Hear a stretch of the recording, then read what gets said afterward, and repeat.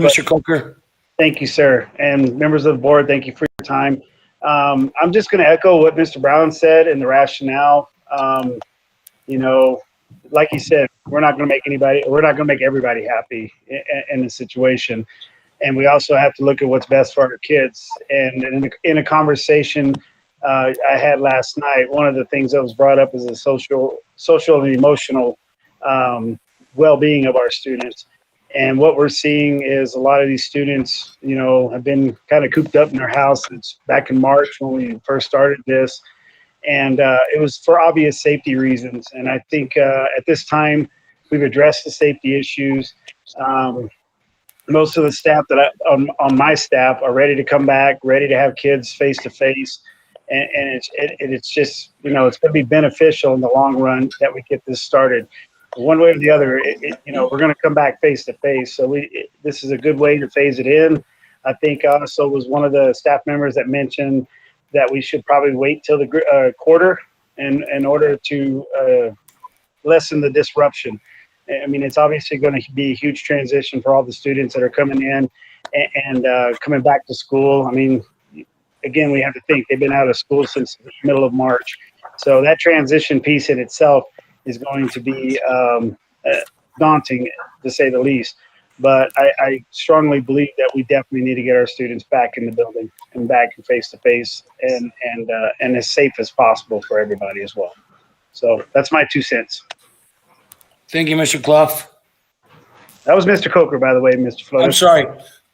Thank you, Mr. Coker. I'm reading 2 different emails at the same time. I'm sorry, but it's regards. No worries, sir.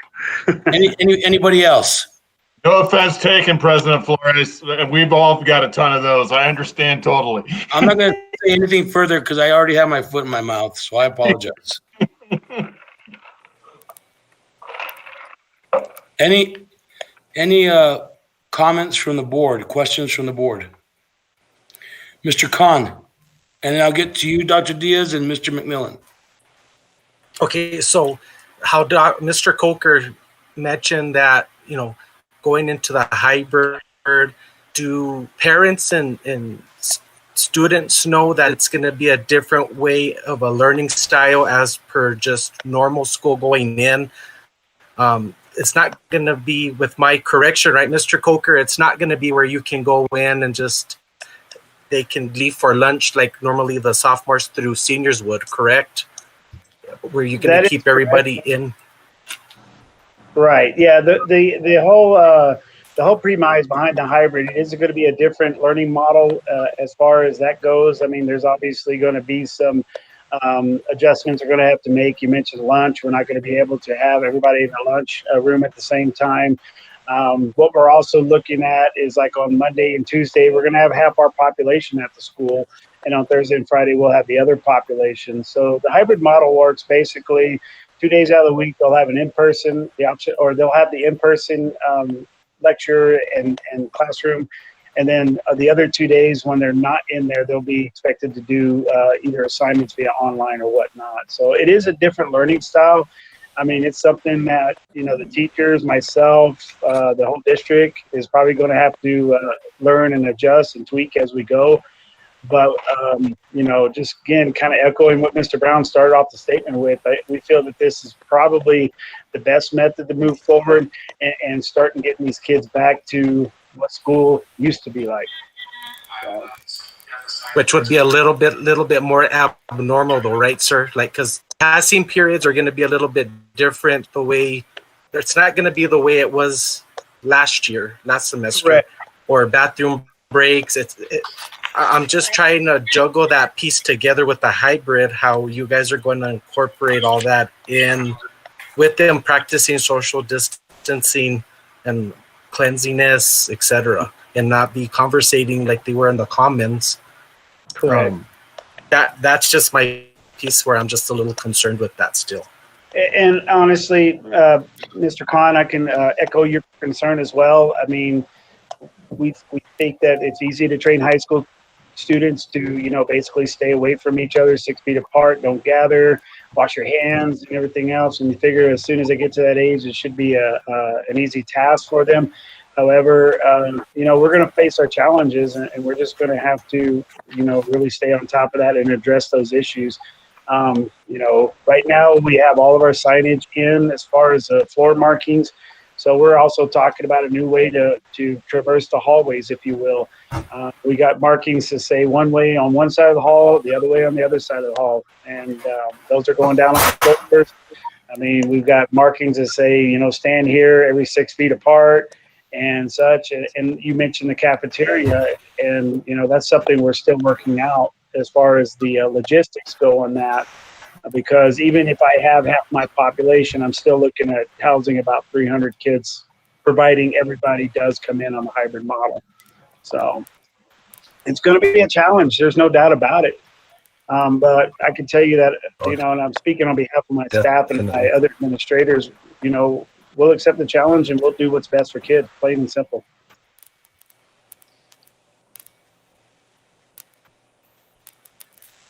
Dr. Diaz. Thank you, sir. I actually would like to hear from the administrators. I do have several comments, but I would like to hear from more administrators. But I just want to make a couple of points to the public. I know everyone feels like the hybrid model is kind of a hybrid mess. And there is some truth to that. It's going to be a learning curve just like the online. But I want people to understand that we actually have to go, if we plan on reentry ever, we actually have to take the hybrid model step. That's state mandated. So we have to take the hybrid model step and demonstrate stability before we're actually ever allowed to consider returning to school mainstream as we knew it. So I want that to be clear to the public so that they understand that, yeah, clearly we'd all rather be at school, but there are some steps to this process, and it's for safety concerns. And I think at this point, we're really looking at what is the greater risk. Is it the risk of COVID or the other risks that go along with our kids being out of school? And I think, you know, we made a pledge today to come back, and we actually scheduled this special meeting to make sure that we're looking at current data as far as the disease is concerned and the spread, and to also pledge that we're going to make a decision that's best for kids. And that doesn't mean that we're disregarding the safety of staff or any of those things. It's kind of like in my field, you know, the patient has to come first. That doesn't mean we don't care about our nurses and other providers and ancillary staff in a hospital setting, but we have to really focus on that task at hand, the kids, and then bring in all of these other issues that are huge. They're vital. Without our teachers, the learning is nothing. But I think there's no easy decision tonight. I would like to hear more from the administrators, but I have to say, my hats go off to our administration, because this is a brave, bold move. And they also need to understand we may have to take a step back, because it's our pledge also to reevaluate, are we continuing to provide a safe educational environment? And if we can't do that, we might have to backtrack, but at least we've given our kids a shot. Mr. McMillan. Thank you. I've got some comments as well, but I think I'd like to hear, I'd seen most of the parent surveys that had come through the early afternoon, but I'd like to hear what the results were of all those surveys that were conducted, and if that's from each individual building administrator as a whole. I'd like for us to review those and then go from there. Mr. Clough, I got the spreadsheet. Yes. That had all the totals of the schools. Do you mind going over that? That way it gives us a total of all the schools. Yeah, no problem, President Flores. Mr. McMillan, members of the board. The spread this afternoon to the board was compiled from all the Parent Square surveys or Google Form surveys that went out from our buildings. So each administrator reported the results to me, and I compiled them today. So the biggest thing on the categories you need to pay attention to is at the top of the front page where it says the schools. That's overall response rate for the entire district by school. And it was broken down by category. You can that were responding by building in the third column. So if you look at that column, we had close to 58% of those surveys returned by our parents currently having students enrolled in the district. And the current enrollment numbers are those that are active in the system right now for enrollment with our district. So if you can see at the top of that, close to 61% of our families respond they want to come back in hybrid in-person model in some form. So that leaves you roughly about 39% with the remote for the year and remote for semester. Each one of them, each parent was able to respond to one category to that. So when you look at remote year and remote semester, those are different responses. You couldn't respond to multiple entities on the survey. Also, excuse me, Mr. Clough? Yes. Can you share that document on your screen? I can try and pull it up. I mean, if you can just hold on a minute, I can try and on my email, unless you can share it on your screen. Let me see if I can share now.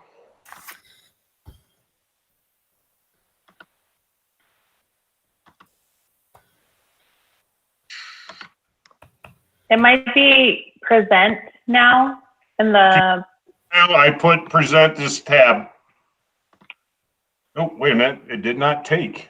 Okay, let's do that one and share. It says I'm sharing now. Can everybody see the screen? Yes. Okay, good.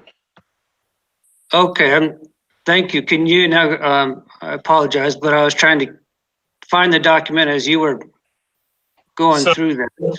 I'll go over again, the top, that's per every building per district for total respondents. So if you look, we had 1368 total responses of 2368 potential responses because our administrators asked for each one or each student to be represented in the survey. So if a parent had multiple students, they filled out multiple surveys for their student based on the grade level. So we had close to a 58% response rate.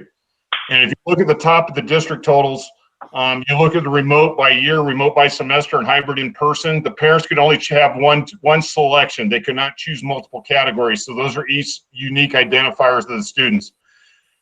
So if you look at it, it's about 61% hybrid in person to about 39% with remote, either year long or semester. And if you look, we have roughly about 211 students that wanted to go remote for the year across all the buildings and 326 till semester. So that's the breakdown of the district. And then what I did is I accumulated all the grade level responses across the district.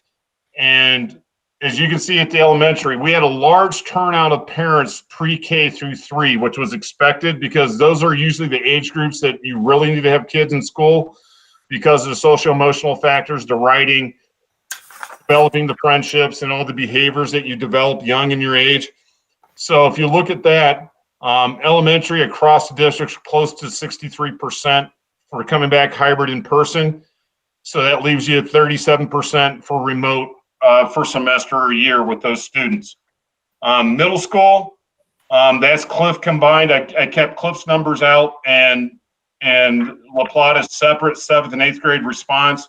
It's about 51%, 51.5% coming back hybrid. And then if you look at the high school, I kept Cliff numbers separate because Cliff is a unique situation because of the transportation situation out at Cliff. We may have to look at them keeping their 4-day week because on Fridays they have bus driver conflicts and we may not be able to provide transportation. So I know Mrs. Garney, however, respond to this in a little bit, can respond to the plan she had in place for disinfecting because we could be losing 3 bus drivers potentially on the Cliff routes for Friday because of childcare issues and like that. So, and they have a plan in place for social distancing. They can keep their Monday through Thursday and disinfecting on Tuesday night between the groups. And I'll let Mrs. Garney address that in a little bit. But if you look at the numbers for the high school combined, it's about 60% coming back hybrid and then 40% remote. Actually 59% and 41% would be the numbers. And I just want to make sure the board's aware because of the way our Parent Square notification system works, parents receive multiple notifications, especially in the cases of custodial agreements where there's dual custody. So we do, from what I was initially able to find, there were 8 students that had parents that responded multiply, which is why you see a little bit of difference in the numbers between what's actually up top and what's going down below, because I took out The response numbers up top with those of the identical students, but down below I left them in. So we have 8 students that actually had parents respond differently and whether they wanted students in hybrid or in remote learning. So that gives a quick nuts and bolts breakdown of what the surveys were. And a 58% return rate on a 2 or 3 day survey has been pretty good in our opinion. So it gives you a sense of what parents are looking at and the responses that are occurring. And it also broke it down by grade levels so you could see the impact on staffing or how we would have to address it with those who want to stay remote semester, remote for the year, which PEDS allows us to do as an option for our parents for the safety of their students. Thank you, Mr. Clough. Mm-hmm. And I will stop sharing now. Unless Mr. President, want me to keep that up for a little bit? No, you can take it down, sir. You can take it down. Thank you. I appreciate it. Okay.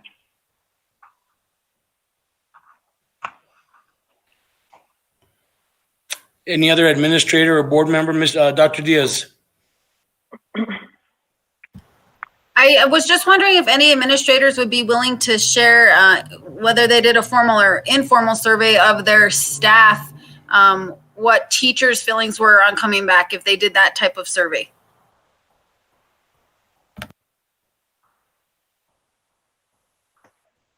Hi, Dr. Diaz. This is Mr. Trujillo.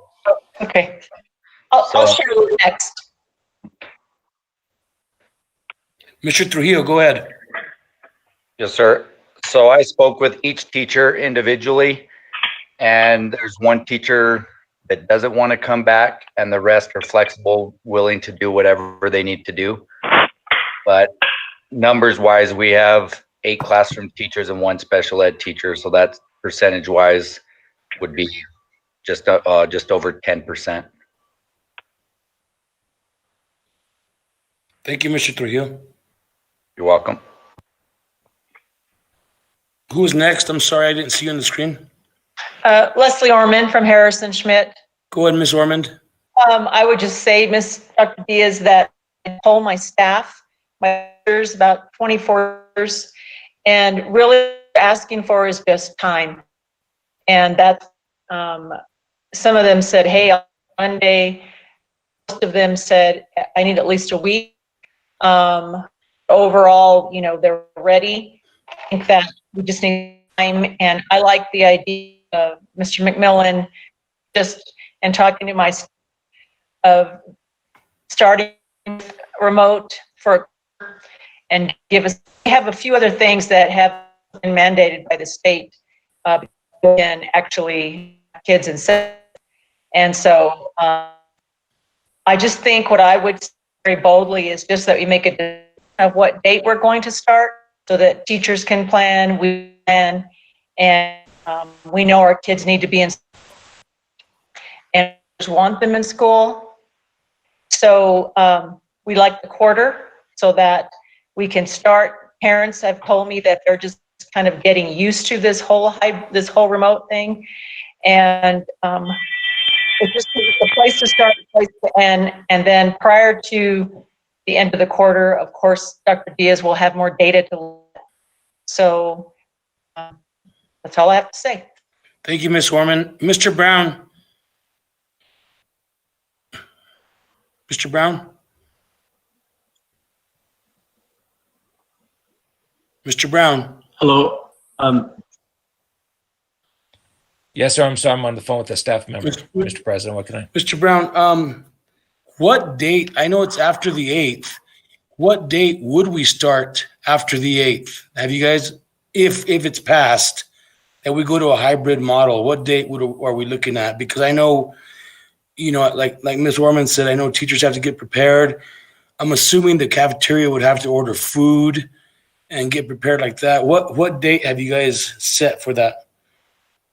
I believe the end of the first quarter is October 9th. And then we've got the fall break. Is it immediately after that, Mr. Clough? I don't have a calendar in front of me.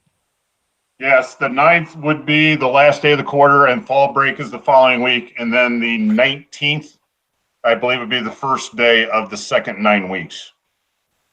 So it's going to be October 9th. It's going to be a month, about a month after Labor Day. Roughly, yes, sir. Mr. Yursick.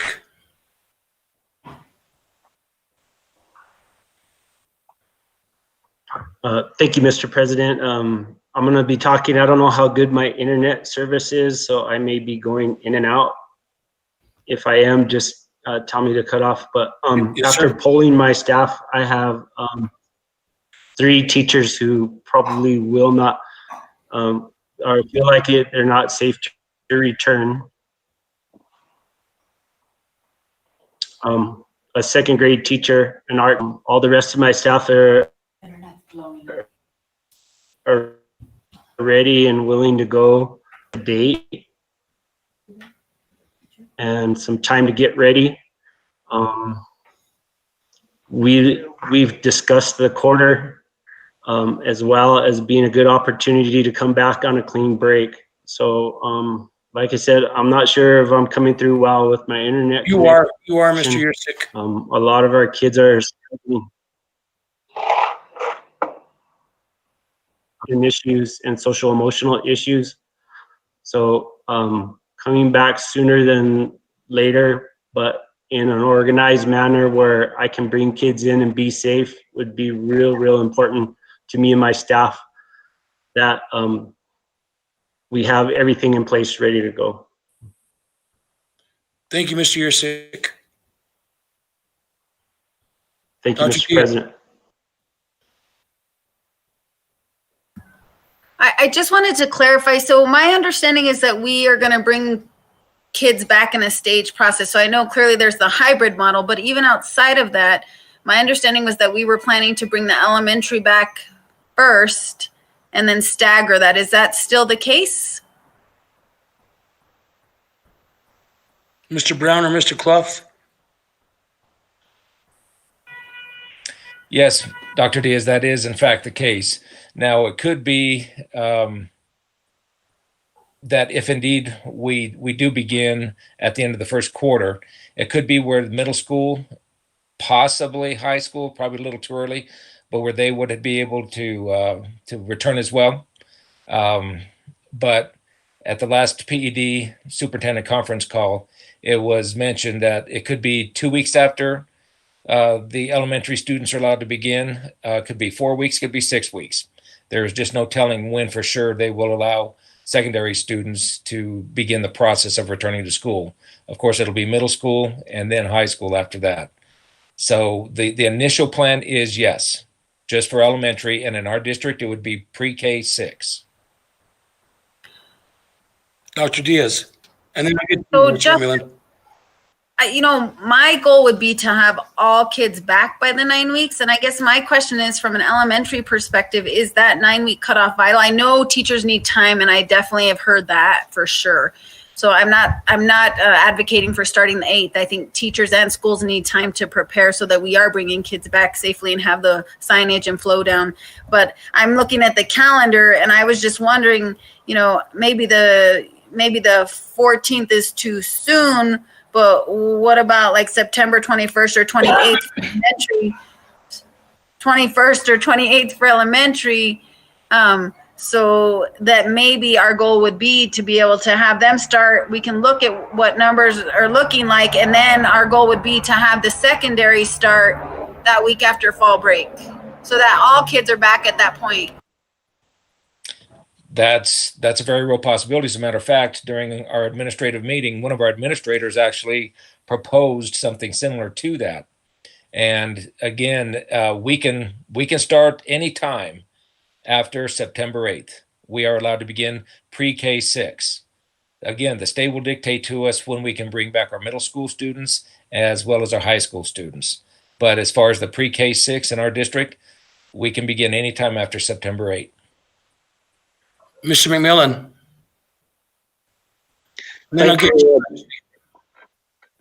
First, just a couple quick comments. I want to thank all the parents out there that have reached out. I know most of them had been emailing myself and the entire board, so I appreciate those parents that sent in emails. I read every one of them.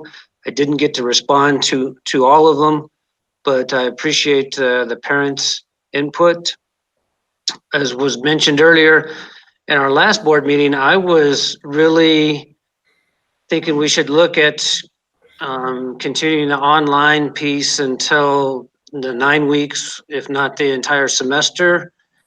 And that at that time, we had just had staff back, I think, for a week to 2 weeks. And I was seeing all the work that was going into the teachers were putting in and getting the online platforms ready and trying to get ready to teach remotely.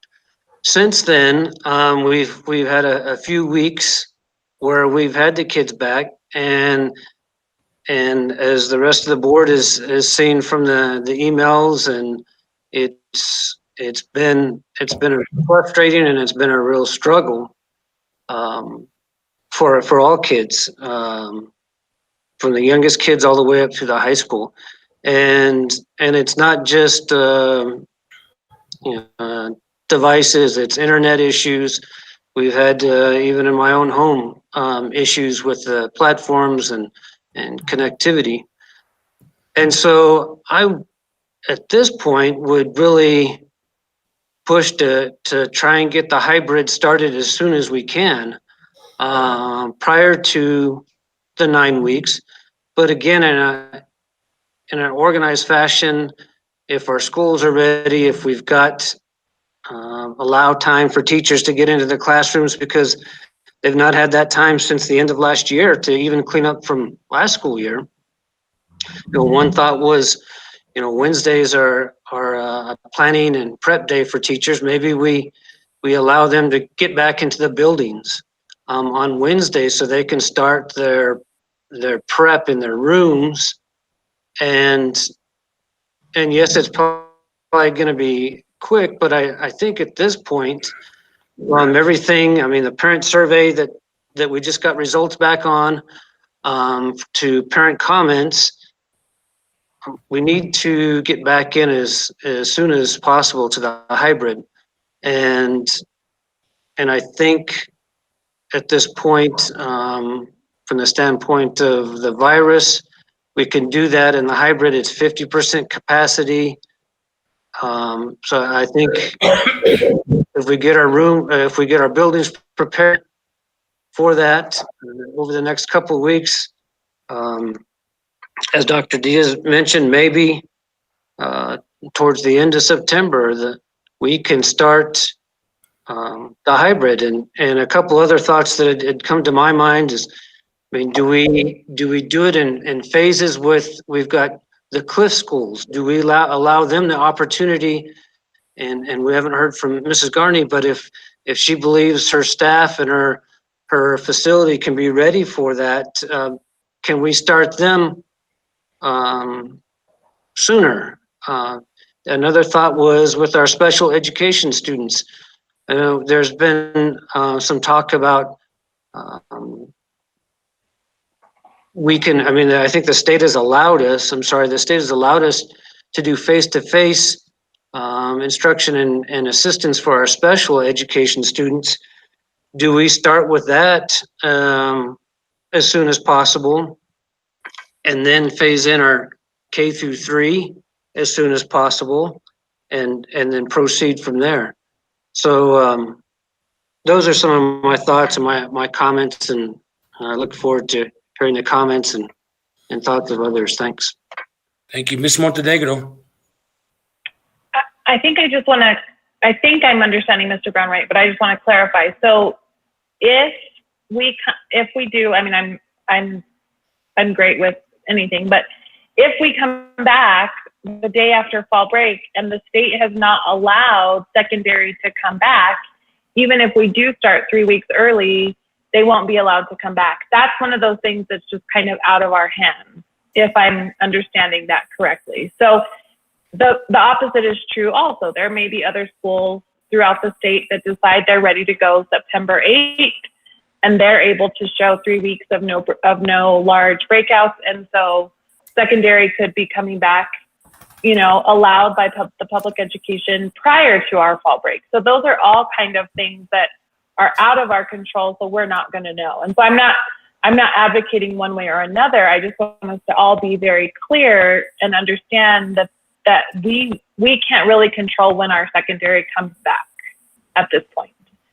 Along the same lines with Cliff, I would agree with Mike.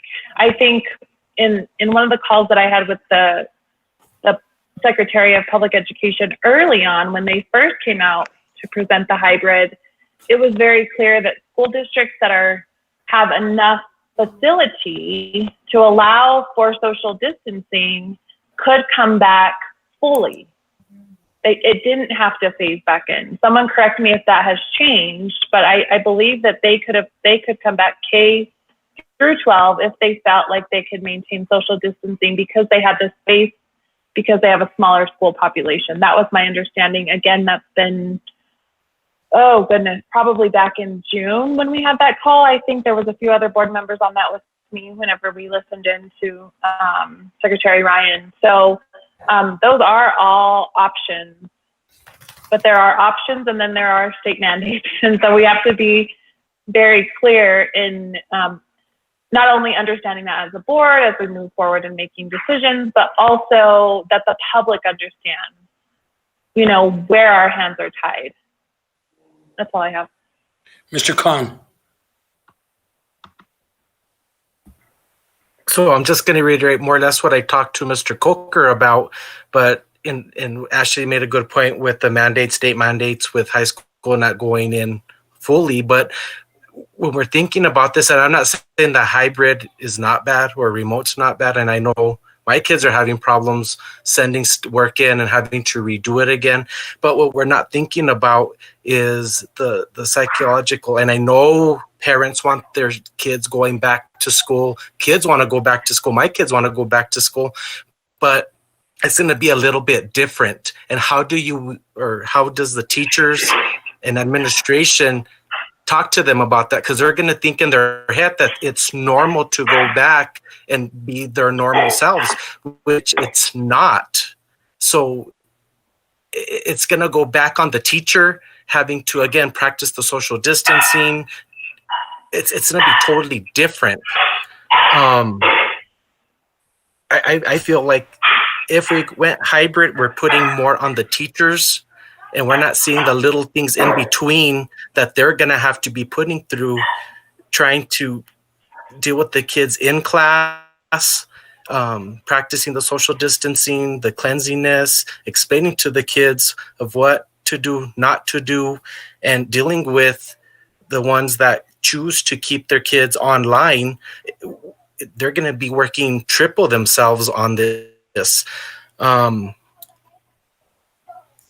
don't know. It's a difficult decision. I'm just thinking of the teachers also, and I want the parents to also know, I know they want their kids back, but the parents are also going to have to explain to their kids, it's not going to be like going back to normal school. There's going to be restrictions of what you can and cannot do, like conversating with friends, wearing your mask, a bit more different to them. And that's what I've had to explain to my sixth grader, because it's if you went back, it's not going to be the same as the last year prior to spring break.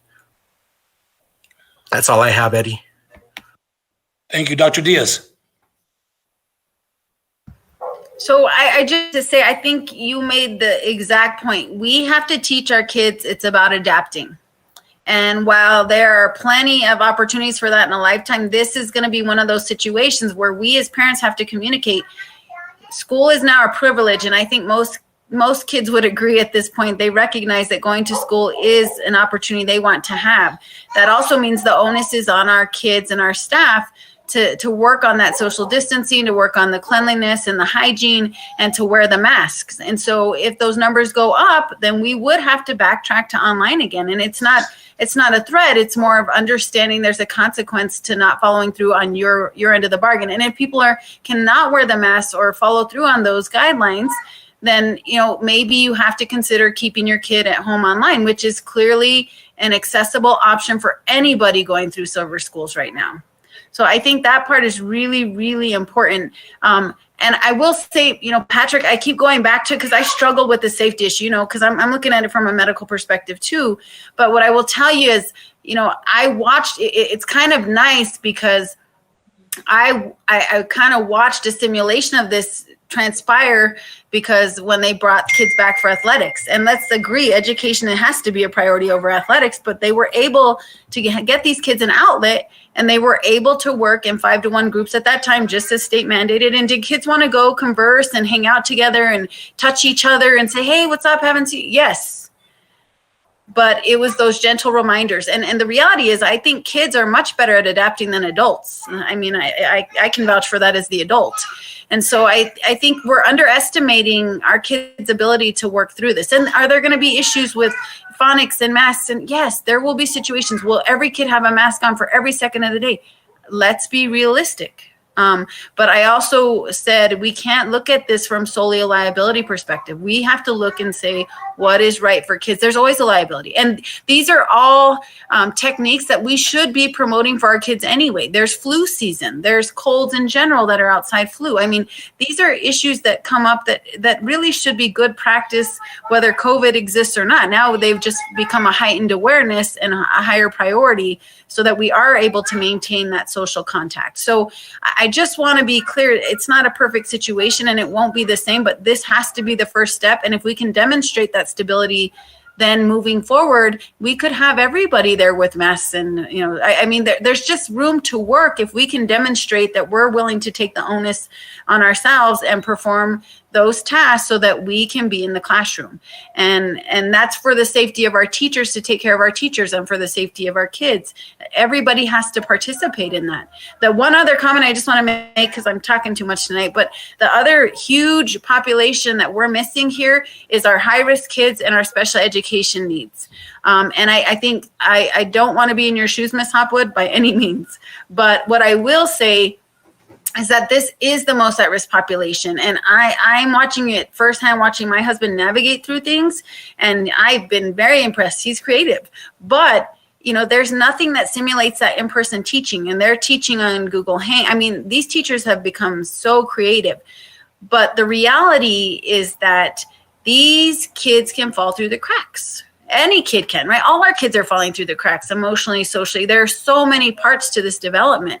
But this is a special situation. So one proposal that I had, and I don't even know if it's feasible, but I was wondering if, the special education students, and part of this I know is IEP based, and there are many more layers to this than I claim to understand. But if we can bring some of those kids back in a hybrid model, or 3 hours a day, or I don't know what that model looks like. I have no clue. I don't even claim. But if they could work with their instructors, maybe that's a smaller population at the high school, say, just as an example, and gives Mr. Coker an opportunity with a small population there to say, now I can work through the flow issues. When they got released for that passing period, this is what it looked like with a very small population of kids. Now I can troubleshoot it so that when we're going to have more of the hybrid folks here during the time the whole secondary can come back as hybrid, those things have already been kind of teased out. Thank you. Before Ms. Ormond, you're up.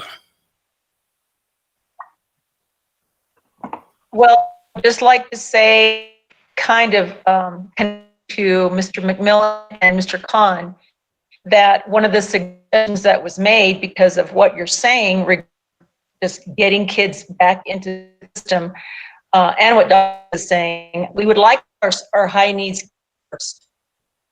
Say that September 8th is soon, even for high needs special education population.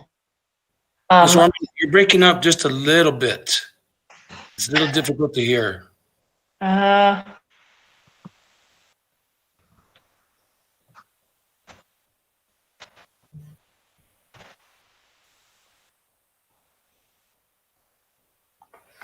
Also, I'm getting a text, Ben. There's a lot of background from some kids. The public is complaining that they really can't hear the speakers speak because there's some background on one of the mics that's open. Go ahead, Ms. Ormond.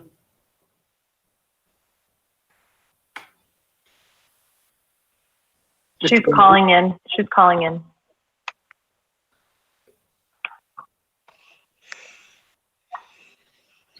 Okay, while we're waiting, Ms. Montenegro, you had your hand up. And Ms. Orman, whenever you get in, just interrupt me. I was just going to tell you that Janine Garney had her hand up. I didn't know if you could see her. I can't see her, but I read the text. Thank you for Okay. Mrs. Garney. Good evening, everyone. I just wanted to speak on behalf of Cliff and what Mr. Clough mentioned as far as the cleaning procedures for Cliff. Because of our Friday issue with our bus drivers, we came up with a schedule to clean Tuesdays and Thursdays after school to make sure that we're ready for both of those groups when they re-enter the buildings.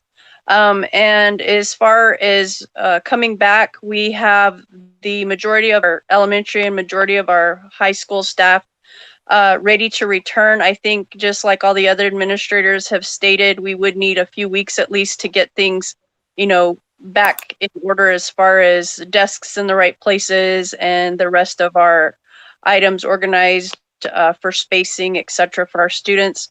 I do want to speak to what Ms. Ormond is adding to, as well as the special education students needing to return. I think it's vital.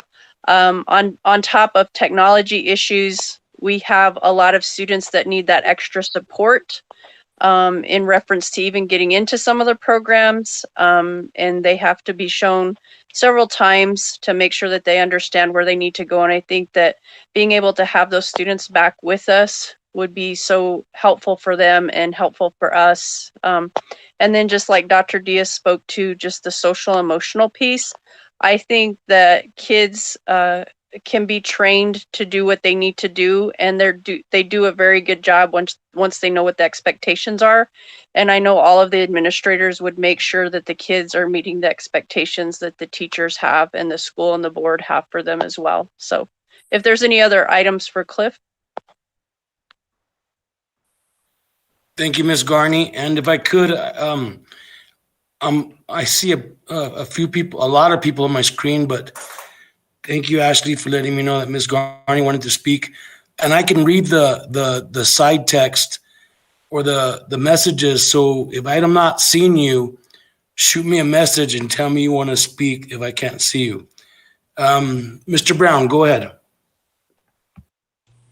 Thank you, Mr. President. I would like to say just how much work has gone on behind the scenes.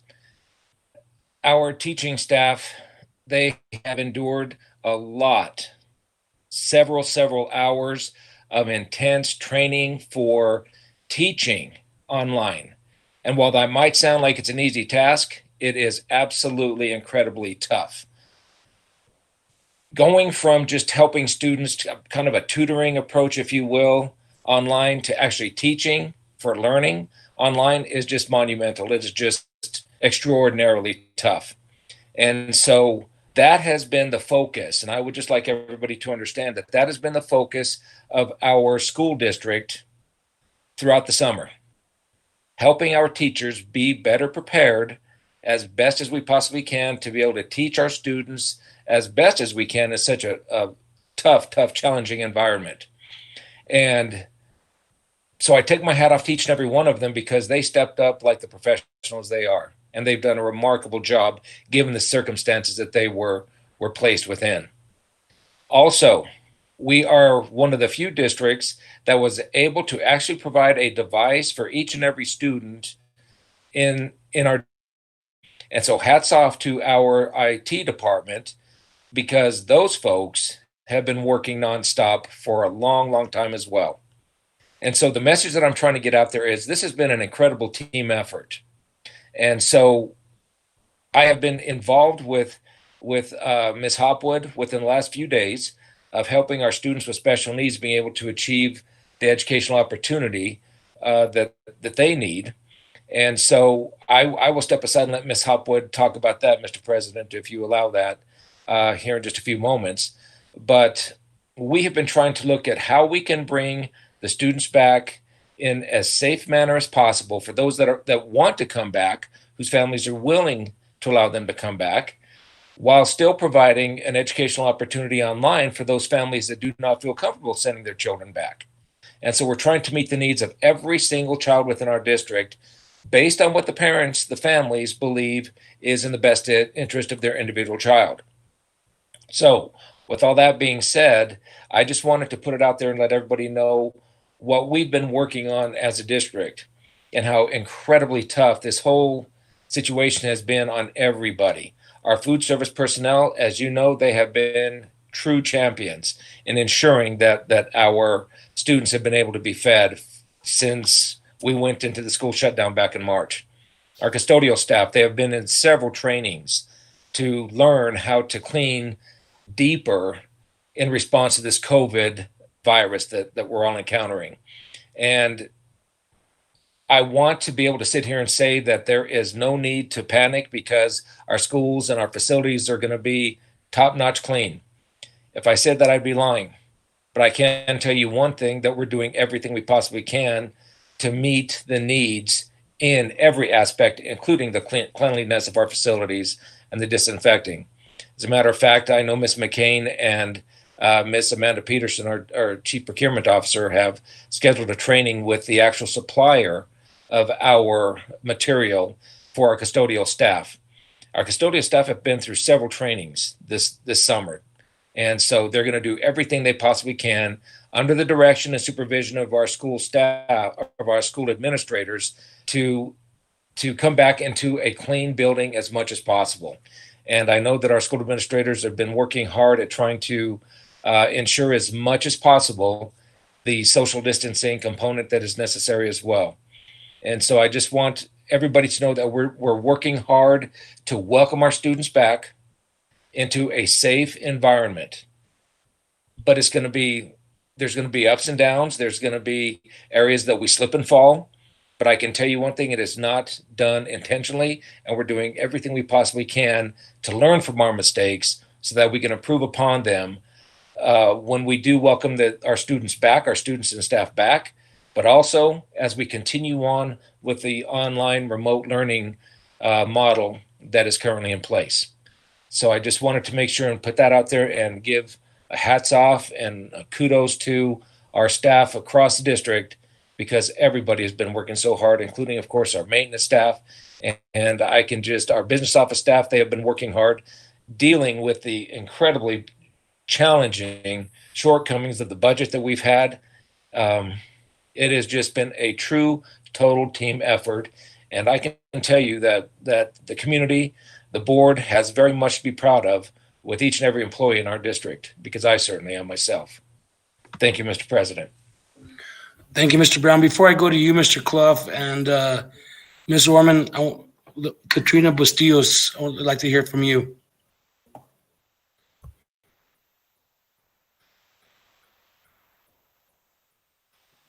Can you hear me? Yes. Okay. So what I did was I put in the chat box, it wasn't my idea. Wait, hold on, Ms. Orman. Ms. Orman? Katrina Bustillos, are you on?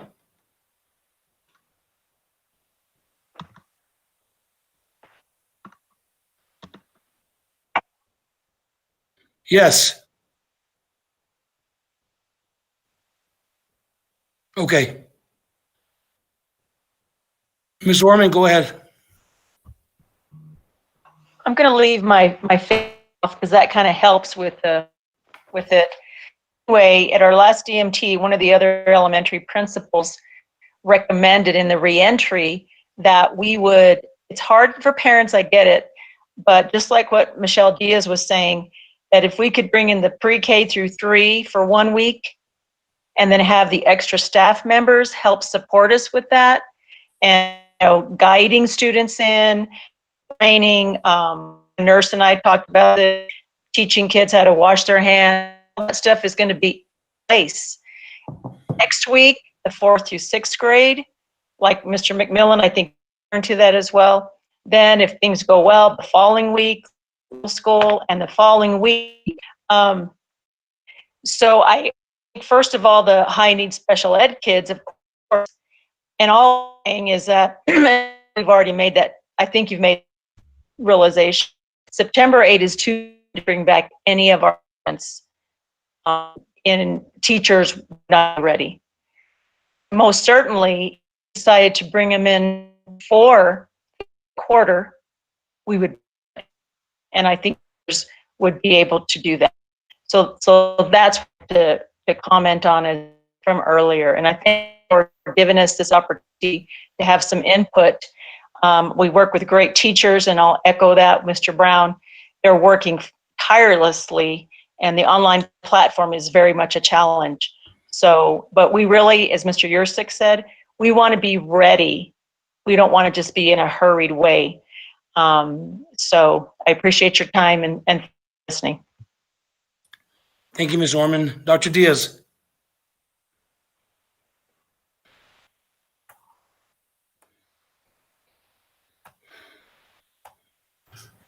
Sorry about that, Mr. President. Excuse me. So I apologize. I didn't mean to provide confusion. I know that there was some concern, and Ms. Bustillos brought up a very good point that she had sent earlier, and it was a question about the public schools insurance and the email that instructors or teachers got today saying that they will not pay for liabilities related to COVID. So there's some questions regarding that and what that means for teachers going back, which is, I think, a very fair question. I don't know who can answer that, but. Mr. Brown, who can answer that? Thank you, Mr. President. It is, there was an email that was sent out from the executive director of NMIPSIA yesterday. And Ms. McCain, please feel free to jump in and make any corrections should I need them made. But it's my understanding that basically they are saying that if there is a situation where procedures weren't followed and things of that nature, then there might not be NMIPSIA coverage for the individual. Is that fair to say, Ms. McCain? Can't get my microphone on. There you go.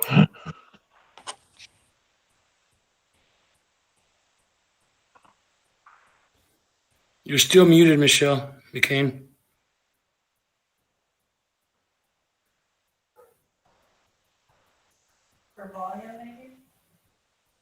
There we go. Am I good now? You're good now. Okay.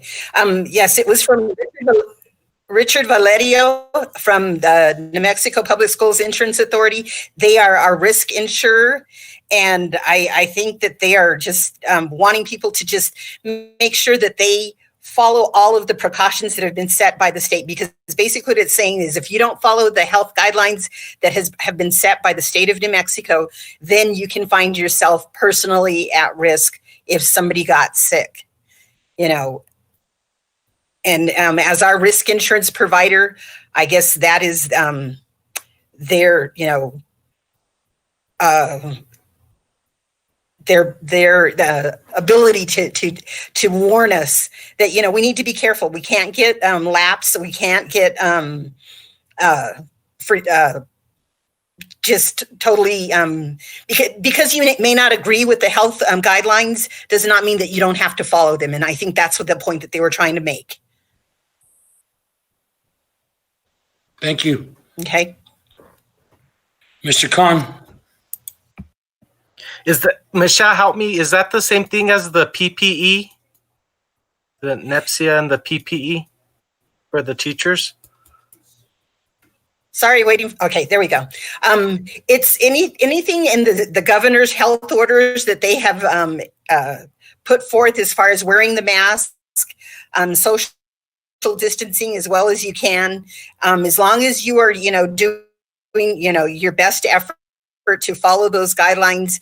You know, basically what they're saying is don't flagrantly, you know, go against what the health orders of the governor, because it is right now, what is it, public emergency. And so we have to follow those guidelines, whether we would agree with them or not. And so if you opt out of that, you're putting yourself at personal risk, I think is what the point was.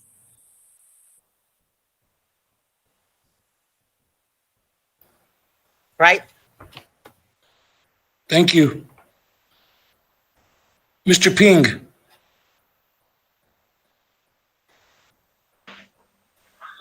Mr. Flores and the rest of the board members, as I speak on behalf of Stout, the majority of Stout staff is ready to jump on board with seeing kids in person. Again, they need a little bit of time, just like some of the other administrators have mentioned.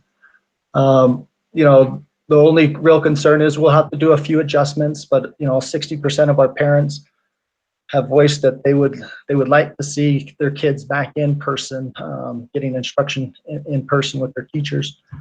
But there will be a few staff members that won't be able to, and we just need some extra support, probably from the district level, in filling that, you know, those little holes that we need to fill.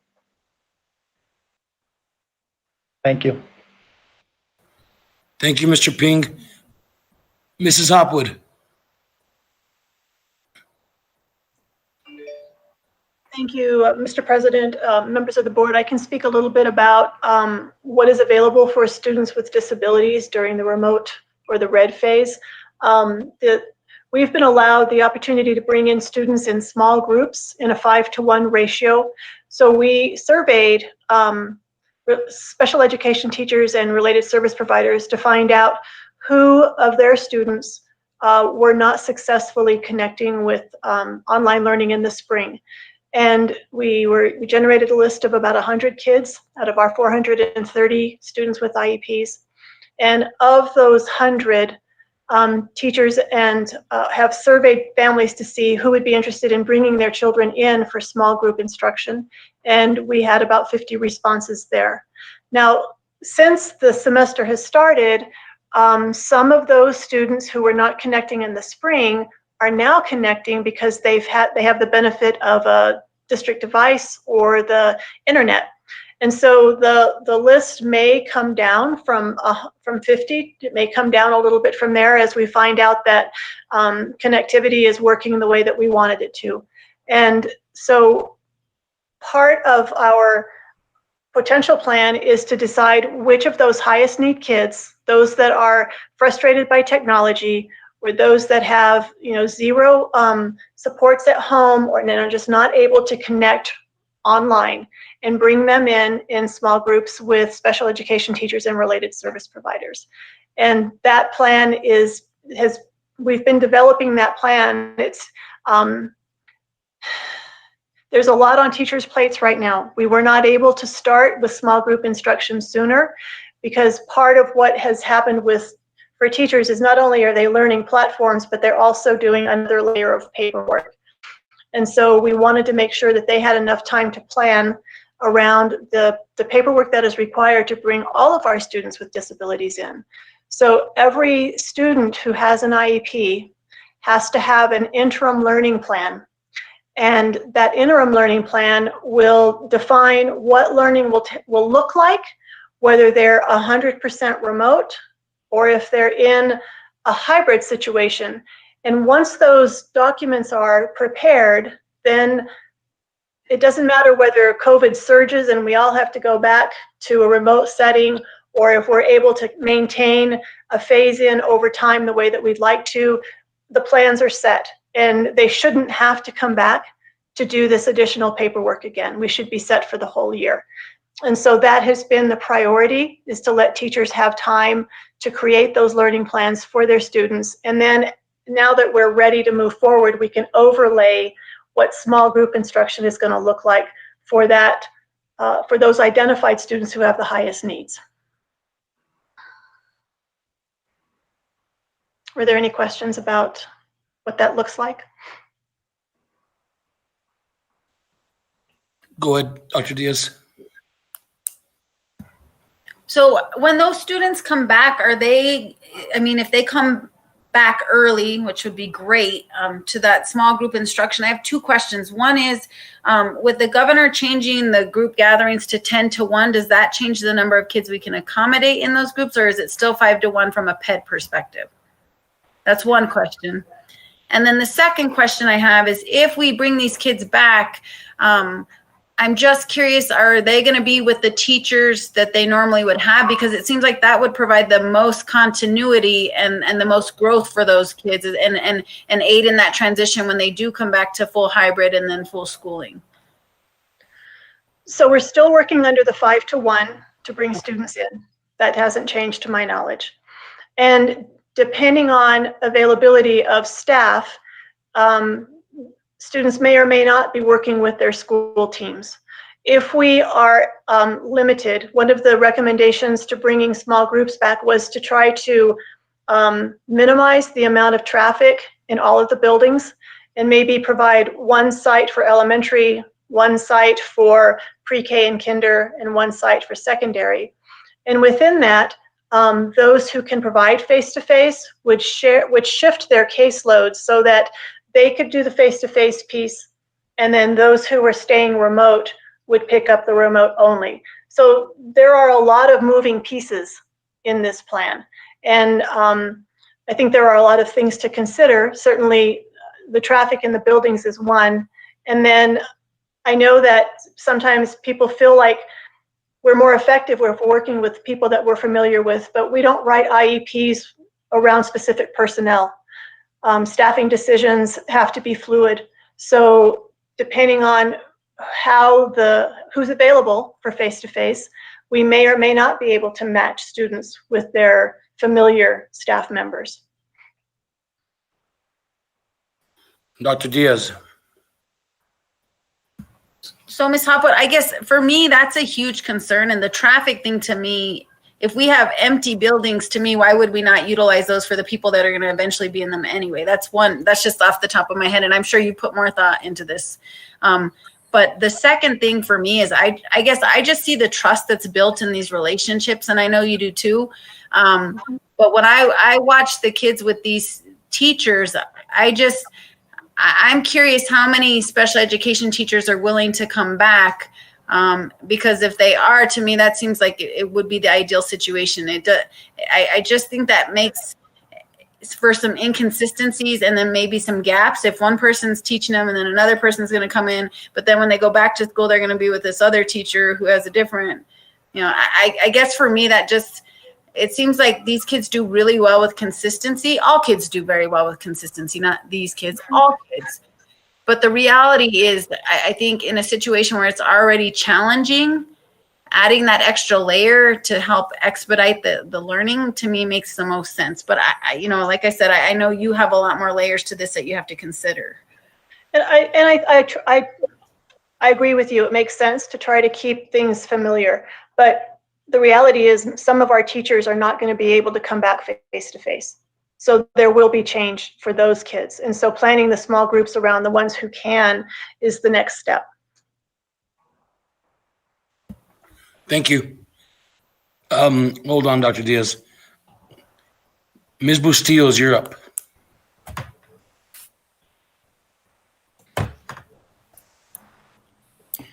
Thank you for Mrs. Garney to send me the invite to this meeting. I think it's an important discussion that we are having for the community, for our staff, for our students to be able to understand the decisions that the district is making.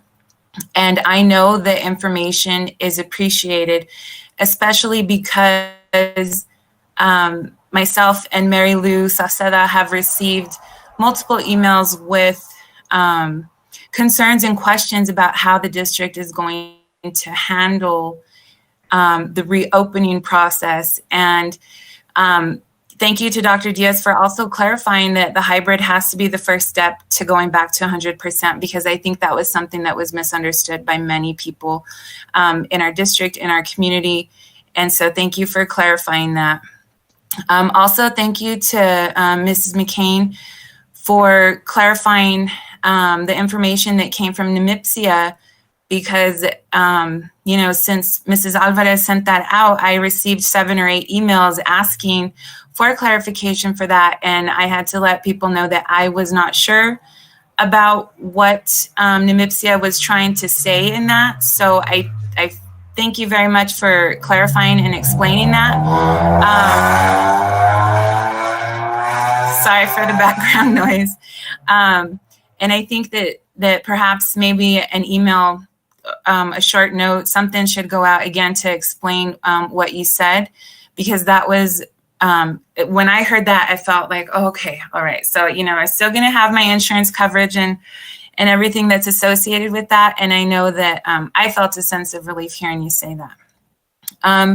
Some of the concerns, because I did email a litany of concerns to the board members, and through this discussion, several of those concerns, or many of those concerns, have been addressed, including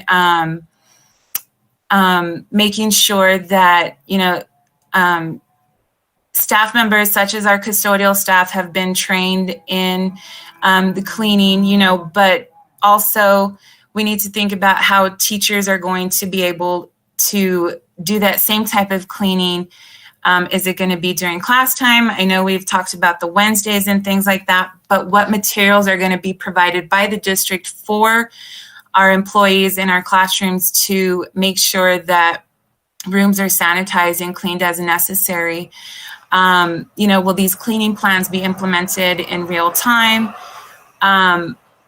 What guidelines, and like several people have said, you know, it's up to us to teach our students, our kids, what would be expected of them when we do return back to the hybrid and then eventually 100% in the classroom. Some other things that have come up, and if you'll excuse me, I'm looking here at a different screen. Thinking about workload, especially for our SPED staff and our ancillary staff, with the addition of the extra documentation that has been required at the district level and not by the PED or the governor. And we know that documentation is important for every special education student and for all of our students in general, just so that we can keep track of what is going on with them in the classroom. But a lot of our ancillary and special education staff are feeling overwhelmed by the amount of paperwork that has been added to what is expected of them. And many of them are working many hours above and beyond what a normal school day would be. And we know that this is not the normal that we are used to. And that's, you know, a phrase that is becoming well overused as far as thinking about a new normal, but that is something to consider. Staff are concerned about how COVID related leave is going to be affected after December 31st, because the Families First Corona Response Act expires then. You know, we can't tell the future, and we don't know what the future will bring, but, you know, if nothing is done at the federal level, what's going to happen to leave and how our employees going to have to deal with time for recovery if indeed they are exposed to COVID? And also, what about our students? How is that going to affect our students as well? Some other things, thinking about age as a risk factor during this time. Is that going to be included as part of the district's option for our employees who are in their 60s and who are still working and teaching and providing services for our students? Are they going to be able to have the option to opt out? But at the same time, it comes back to being able to provide services to the students as needed, especially for our ancillary staff. Are they going to be able to, or how is the workload going to be handled with them? Because like teachers, they're going to have to be doing something remotely and something in person. A couple other things before I let you digest what I've said. You know, one of the biggest things, again, is just the availability and when is the district going to provide PPE? Because there was information sent out from the PED to superintendents and charter school directors about the requirements for PPE for both students and teachers, and that includes at least 2 double layer cloth masks. So is the district going to help in providing some of that PPE for our staff, and will they have extras available for students who might forget or not have any or lose it at some point throughout the day? And then lastly, a big thing that I've been contacted about is when would contracts be available to sign? And then lastly, it's not all bad because we do have staff who are ready to go and who understand all of these risks, but it is just, again, concerns that have been brought to our attention. And just on my own teacher side, you know, students are asking about, you know, if we just wear the masks, can we come back? You know, so they're excited and they're ready to go. You know, and I just wanted to let you all know that, you know, there are many students are ready to go back, you know, in person. They miss being able to have that contact with their teachers, with their peers. And so, you know, we're looking forward to, you know, what plan is going to be put in place so that we can go back to an environment that is safe and healthy for our students and our staff. So thank you for including me at the last minute to this meeting. It is appreciated, and you know, we want to work together to make our district you know, go back to the best possible learning environment. And so I think that having this conversation through this special board meeting is very important. So thank you, guys. Thank you, Ms. Bustillos. Mr. Clough. Thank you, Mr. President. Kat, it's rather appropriate you led with those comments because I'm going to follow up on some of the things that you addressed inside your comments. First and foremost, I'm like Mr. Brown. I want to thank our staff, our administration, and everybody for stepping up big time in this, because as we know, this is not normal. We're trying to train our normal for Silver Schools, and how do we go from there? And reality is this: we're going to be having kids coming back. Whatever date that is set, whether it's in hybrid model or in person, we've got a plan for that. And the initial thoughts I was having, and Mr. Brown and I have had this conversation, we talked with administration like that. If you set a date, we can work towards that date and achieve it. We've done it all along during this entire process with the constant rules of PED changing, CDC changing, everything else. We just got to stay on top of it and keep working. Now, what is the realistic date to return to make sure we can have this happen? And one of the things I do want to address, and Mr. Khan brought this up earlier, one of the things we really truly have to assess is what Kat brought up. Which of our teachers is going to qualify to stay at home because they are a COVID risk? It's going to take us some time to identify that and to relieve some of the burden of the teachers that are teaching in hybrid. We're looking at utilizing those people either in an online delivery system or like that, so all the burden does not fall upon the hybrid teacher to develop services to that. We've talked about many models, and that's one of the reasons why we wanted to stick this survey out to see how many kids were looking at staying home for the semester or near, so we can plan appropriately for our staffing. As has been said many times, there are employees, our teachers, we want to give them the best chance to be success. And if we don't set some type of date that we can work towards to work on this and get all our processes in place to do that, we have to look at a date. Realistically, when we were talking with the elementary principals, and I got to give Mr. Ping credit and the elementary principals coming up this, they were willing to go on the 15th. And Mr. Brown and I says, whoa, wait a minute. We've got some things we got to make sure that happen. As Michelle will point out, we still have the bus dispensers that have to come in yet for our transportation before we can safely transport kids for disinfecting. We have the PPE orders mostly in, but as always, we do not have the disinfecting stations automatic that are not in yet that we have to make sure are installed. Amanda's been working very hard on those things. Realistically, can we set the 28th as a date? Based on my conversation with Amanda and Michelle, that could be realistic, because we know vendors will tell you anything to make you a promise. So we got to make sure those are there. And Michelle and I have been working on temporary plans for those types of things to fill in those windows. The other part we have to consider too is we're putting a heavy burden on Ben, because now we have to work on our state reporting requirements too, because we have to set up these classrooms for those teachers, because everything we draw for online learning comes from Power School. So where that student is enrolled, it's right now pulls by teacher, grade level, and student name for them to get into the platforms they are using now. So Ben and I have to work on the backside of this to make sure we have our reporting structures in place, have those teachers assigned so we can create those classrooms. So we not only have the upfront teaching part, we have the technology back part, state reporting part, and Kim will talk about that with SPED too. When we go to small group, we got to document those hours, and we got to make sure they're set up right with their service providers. So we not only have the education side, we have the technical side for our state reporting, that we're all concerned about our state reporting for next year and what's going to do to our budget. So we got to take that into account. So it's going to take Ben, myself, and Michelle some time to make sure we have those parameters set up so we're not impacted in the future. The one good thing that came out of the survey, that when I look at this number, 2368,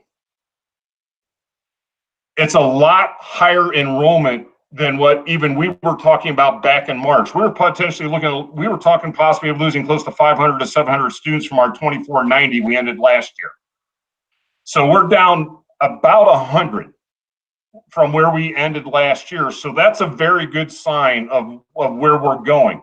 I also see all the posts, like a lot of the board members and community members. There are a lot of families waiting to find out what's going to happen in our district. They're waiting until after Labor Day to make a determination whether they're going to enroll their kids with our school or not. We've done a great process with our administrative teams, our security guards, our guidance counselors, tracking down those kids we talked about last month that weren't enrolled. We got a lot of those kids re-enrolled back in our school. So I think we've got to consider all these parts, because we do have some logistical things we have to work out. Food service, we got to make sure Rhonda has at least 10 days to place her first food order. Transportation, they're ready to go whenever we are. They're ready to run sped routes whenever we tell them to. So transportation would be a small part. But if we set a target date and allow us to work towards that, 28th, is that a realistic date? We keep hearing the end to bring elementary back, so we're before the quarter, so we can try our process and procedures and rework them. I think that's realistic for us to look at as an administrative team. We've always met the guidelines through this process, as well as the deadlines that have been presented as we work together as a team. And that's the best thing that's come out of this, is our teachers are working together, and the conversations are already starting between them of, well, if we need to stay home and take care of our kids, do we need to have first and second grade teachers banded together so they can teach an online class versus that? Those are all logistical things to be worked out. But if we set a timeline tonight of what the anticipated date of return is, we can start putting all the other parts in motion and getting it lined up so we can be successful. Thank you, Mr. Clough. Miss Gabriela Sanchez. Good evening, Mr. President, members of the board. I just wanted to give an update at the Silver Scholars Pre-K. We do have to follow different guidelines with the New Mexico Pre-K. And I'm very happy to report that all the teachers have been very successful with Google Meets, thanks to the IT committee.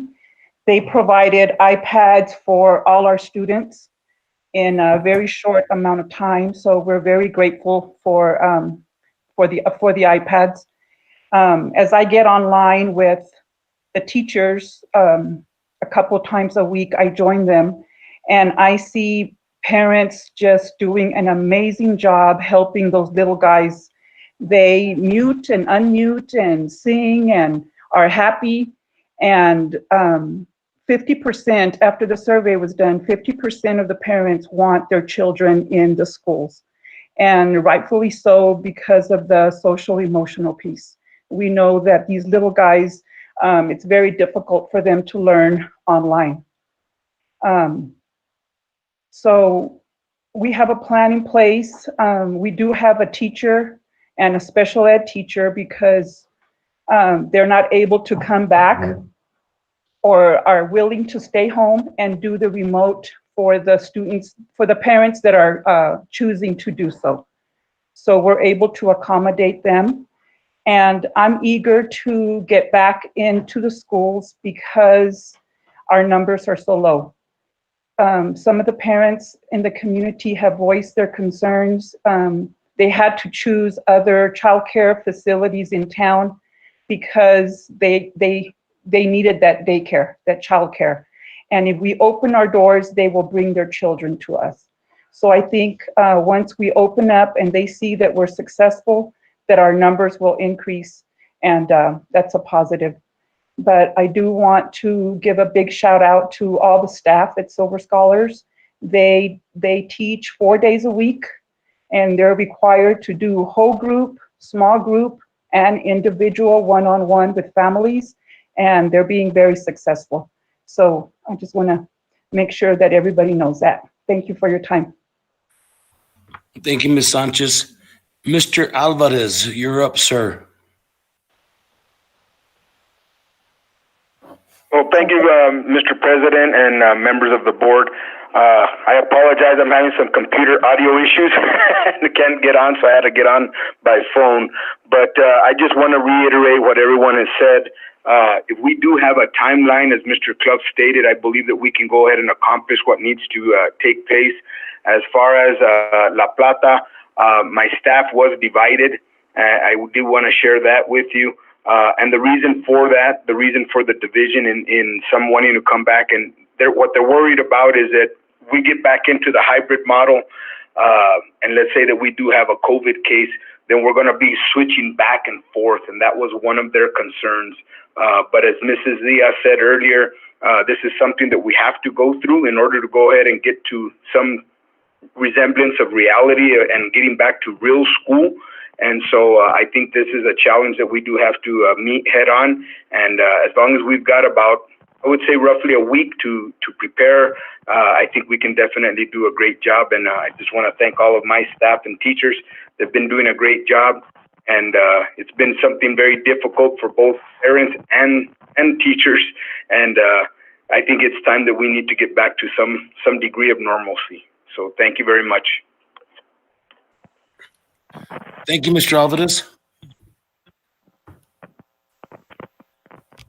Mr. Ping.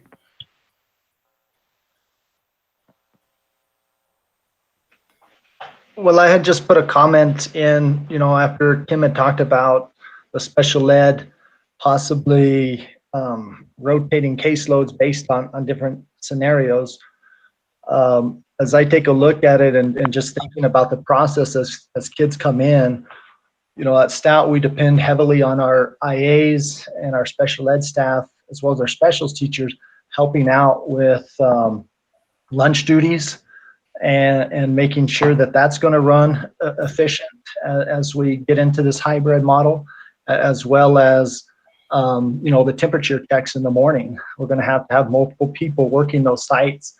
So I just feel that at the school site level, I've always been a big supporter of this. I really feel at the school site level, things work a lot better and function a lot better with keeping things at a smaller level. If not, I would just like to be able to pick first. Thank you, Mr. Ping. Ms. Montenegro. So I just had a couple of questions. We just want to make sure that the PPE has been addressed. I know Michelle was shaking her head. It is coming. We will have the stuff that was requested by or required by the state. It's a state mandate, so that's coming. And I know Mr. Clough spoke to that. Supposedly the vendors are saying that it would be here by the 28th potentially. One thing that we haven't talked about is athletics. I know APS, has already decided to not come back to school until the end of the semester. And for some reason, I thought that the kids had to be in school in order for athletics to start. Could Gary possibly speak to that? Mr. Allison, are you on? I am, Mr. President, members of the board, superintendent. I spoke briefly this afternoon with Superintendent about this very topic. Yesterday, I took the time to email Sally Marquez, the Executive Director of the NMAA, this very question. And the NMAA is working off of the governor's office. And so what the NMAA has put out is that as long as the governor's office has dictated that hybrid models are acceptable, even if a district chooses to stay in a virtual setting, the athletics and activities in person can still happen. That also is a district administration decision whether or not that proceeds. However, to answer Ms. Montenegro's question, APS they haven't made an announcement yet, but they're considering allowing the athletics and activities to happen through that lens of following all of the NMAA mandates with the 5-to-1 pods and all of those things, leading into the actual seasons and then moving forward with competitions.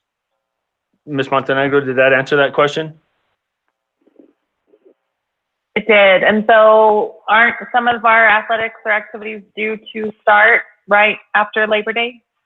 Yes, ma'am. We decided as a district that we were going to institute a dead period, which is no face-to-face activity until September 14th. We haven't made any forward progress with that pending this meeting tonight to communicate with the coaches how we are going to move forward or not. Right now, we have slated for the fall for cross country and volleyball as the sports that are within their regular season schedule. And then all of our other sports would be in their off-season workouts. So moving forward, as an athletic director, I need guidance from the district administration and the board as to if we determine that we're not going to come back into the hybrid model until it very much sounds like it's the October 9th at the earliest. Our first scheduled competitions are October 10th because the first actual official NMAA sanctioned practice for cross country and volleyball is October 5th, is the first actual season practice. Anything else I can try to clarify or answer? Yes, Dr. Diaz. Dr. Diaz. So I guess there are two questions. One is I guess a lot of this is hinging on other teams that we have on our schedule actually participating. That's one question, if you've heard from them. And then two, because that would be for cross country and volleyball at this point, correct? And then two, I guess, are there a separate set of rules for practice, games, and then practice versus, actual practices for, say, volleyball versus non-contact conditioning practices? So those are three separate venues there. Okay, so let me answer the first question on the other teams piece. As a matter of fact, on my drive home this evening, Nelson Diaz, who's the athletic director at Cobre, reached out to me about what our status was. As you guys know, Cobre decided that they were going to go in the virtual online model throughout the first entire semester. They have not yet decided on the athletic and activity face-to-face. We are trying to communicate as much as possible to make sure, because as you guys know, that they're a key component or a key opponent in our schedules. And so Deming is another one that we know is going to be in the virtual model for the whole of the first semester. And so I have not yet heard for positive if any of those who've voted that direction are going to or not going to move forward with athletics. That is a piece of information I'm trying to get so I can move it up the chain to where we can make an educated decision on whether or not we move forward with the face-to-face or not. On the separate rules for practice and games, I've got a little bit confused on your question. So what is it exactly that you're asking on the separate rules for practices versus games? So I guess I guess I'm trying to figure out as a district, are we giving kids and coaches, activities directors the go ahead to meet if they can maintain really it says 10-1 for small groups. I don't know if we're saying 5-1 because NMAA, but that's for definitely clarity there. But are we saying that at a district level, we're going to allow our groups to participate in non-contact practices or conditioning? That's one question. Okay. Or from a practice perspective, like, are they going to get to practice regular volleyball? Or so I can clarify those. Sorry for the interruption. I'm sorry. No, thank you for clarifying. So on the practice for the in-season sports, so the way it works right now is we have 4 sports that are basically shut down from practicing their sport. That is football, basketball, soccer, and wrestling. So those 4 sports are conditioning only. For example, football can't use footballs, basketball can't use basketballs, wrestling, they can't even touch each other. They have to maintain the 6 feet distance, that type of deal. For all the rest of the sports, number one, cross country is a very easy sport to work on the social distancing piece. They have an exception to the rule on the 5-to-1 pods because of the sheer number of participants and the lack of number of coaches. The NMAA went forward with the cross country coaches could have multiple pods at the same time, to where they could send out a pod of 5, and then 15 minutes or so later they could send out another pod of 5, to where it's not it never crosses that 5-to-1 barrier. Now, realizing that the governor moved the number to 10-to-1 or a 10 group size, the NMAA is still functioning under a 5-to-1 in the practice environment. Now, let me explain how that would work on the in-season sports, especially for volleyball. Volleyball would, if we allow them to start their face-to-face stuff on September 14th, would be in the 5-to-1 pod ratio. So what the hope would be is by that September 14th date, yeah, I know, Dr. Diaz, it's very confusing, but work with me for a second. I know. So right now, as the 5-to-1, what we're hoping is by September 14th, the NMAA will have bumped the numbers up to the 10-to-1 to meet the governor's numbers. But with that being said, right now in the 5-to-1 pod, you could use, if we had 100 volleyballs, we could use 100 volleyballs for that pod. Then we just have to clean them afterwards prior to the next pod of 5 using those balls. Moving into the regular season, the hope is that the NMAA and the governor are on the same page, to where the pod size moves up even beyond the 10-to-1. Therefore, the pods could actually, the balls could be used cross net with 12 athletes on the floor. And so we haven't made it to that point yet. However, the NMAA is pushing very strongly to the governor's office on that side for the pod size equaling what the sport that's available is allowed. So that's on the practice. On the games, I do want to reiterate the fact that we talked about on that last meeting, that as of right now, the athletes and the coaches alike are required to wear masks 100% of the time during the entirety of the practice, which means on September 14th, if we do go ahead and move out of the dead period and into our off season and leading into cross country and volleyball, those coaches are required to wear their masks the entire time. If it all stands the same as it is today, the cross country athletes and our volleyball athletes and coaches will be required to wear their masks during competition. We're not at that point yet, obviously. We're some weeks away. However, that's the way it stands right now today. Did that answer the practice and the games questions that you had, Dr. Diaz? Yes, I just, yeah, well, we don't have all the answers, but yes, thank you. Okay.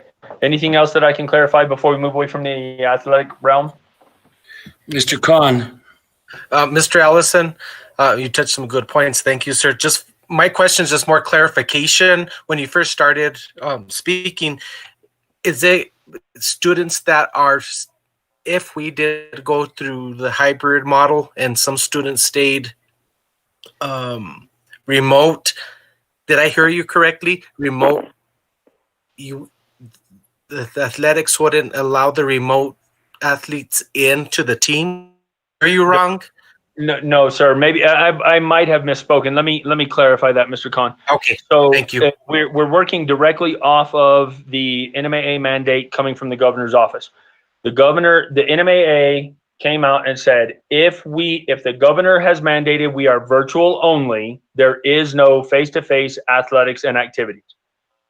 With the governor saying that it is up to the districts to move forward with the hybrid models, it is no longer a governor mandate that we are in the virtual model.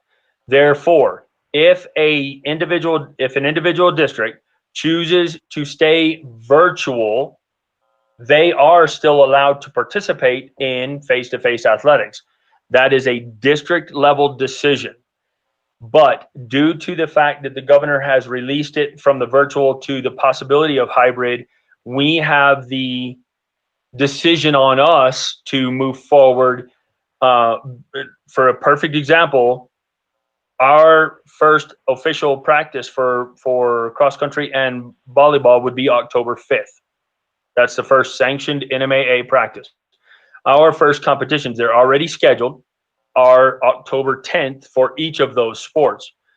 Therefore, in our staggered return, we wouldn't actually be back at the high school level. However, that's why I mentioned that we need to make a decision at the district administration and board level as to whether or not we're going to move forward with face-to-face athletics prior to actually being in the hybrid model. So I don't know if that cleared it up, but let me just answer word for word your statement. We would not disallow a student who chose the virtual model participation. They would be allowed to participate. And that's based on board and administrative decision. Okay. And I think I just probably misclarified you when you were speaking to that. So you make perfect sense now. So thank you for clarifying that. Yes, sir. Dr. Diaz.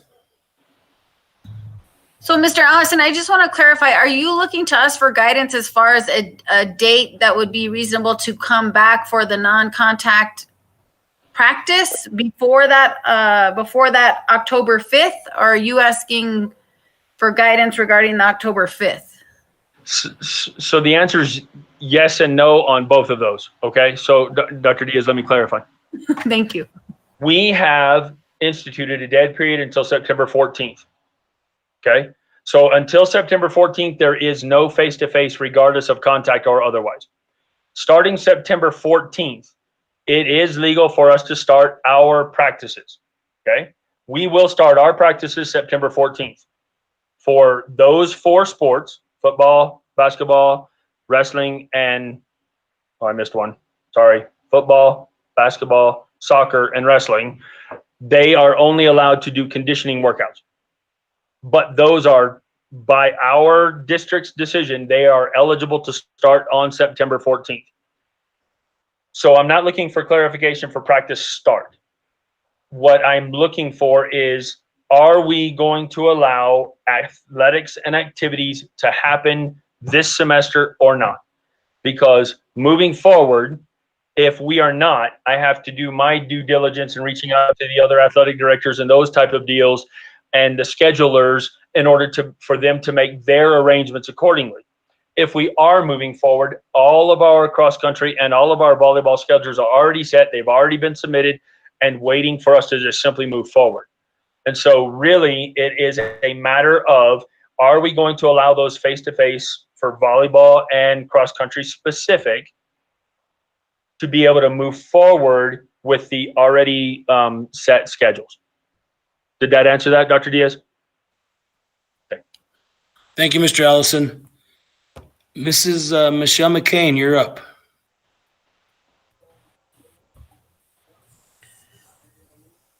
Okay. Mr. Brown wanted me to address the PPE for the schools. And I wanted to let you know, we have ordered and have on hand quite a few of the disposable masks. Initially in our reentry plan, we had said that we were only going to provide those for our staff and students. The state guidelines have now mandated that we need to do reusable masks. Those were, we found out about that yesterday and we ordered them today. They should be in within 3 to 4 weeks, but we do have on hand a supply of the disposable ones. We have gloves, we have thermometers, we have the sanitizing, we have ordered the sanitizing stations and expect those to come in. And so, you know, we, like every other district across the nation, have ordered all of these and put these companies in a backlog trying to get everything in. So, I mean, all we can say, you know, in our defense is we've got them ordered. We're trying, you know, we're waiting as patiently as we can, you know, to get everything in hand so that we're ready for when the students get here. As far as cleaning the schools, all of the products that the company that we contract with meet the criteria for cleaning, you know, being able to combat the coronavirus, and they meet the FDA standards. So those will still are going to be used by our custodians, who will receive a refresher course on how to use those as efficiently as possible. And then in answer to Mrs. Bustillos, if some are needed in the classroom, you know, we have a supply of those. They supply us by the square footage. So we will have a supply for the teachers if they want some in to do interim cleaning, you know, between the times that the custodians can actually get in and do those cleanings. So, you know, it's just a matter of, you know, supply and demand. And right now there's a huge demand and they're trying to meet all of our supply needs. So we're on it, is best I can say, and working forward to make sure that we have everything for our students to be safely in the classrooms as they come in, depending on what time, what date that y'all will allow them into the schools. Any questions? Thank you, Ms. McCain. Okay. Mr. McMillan.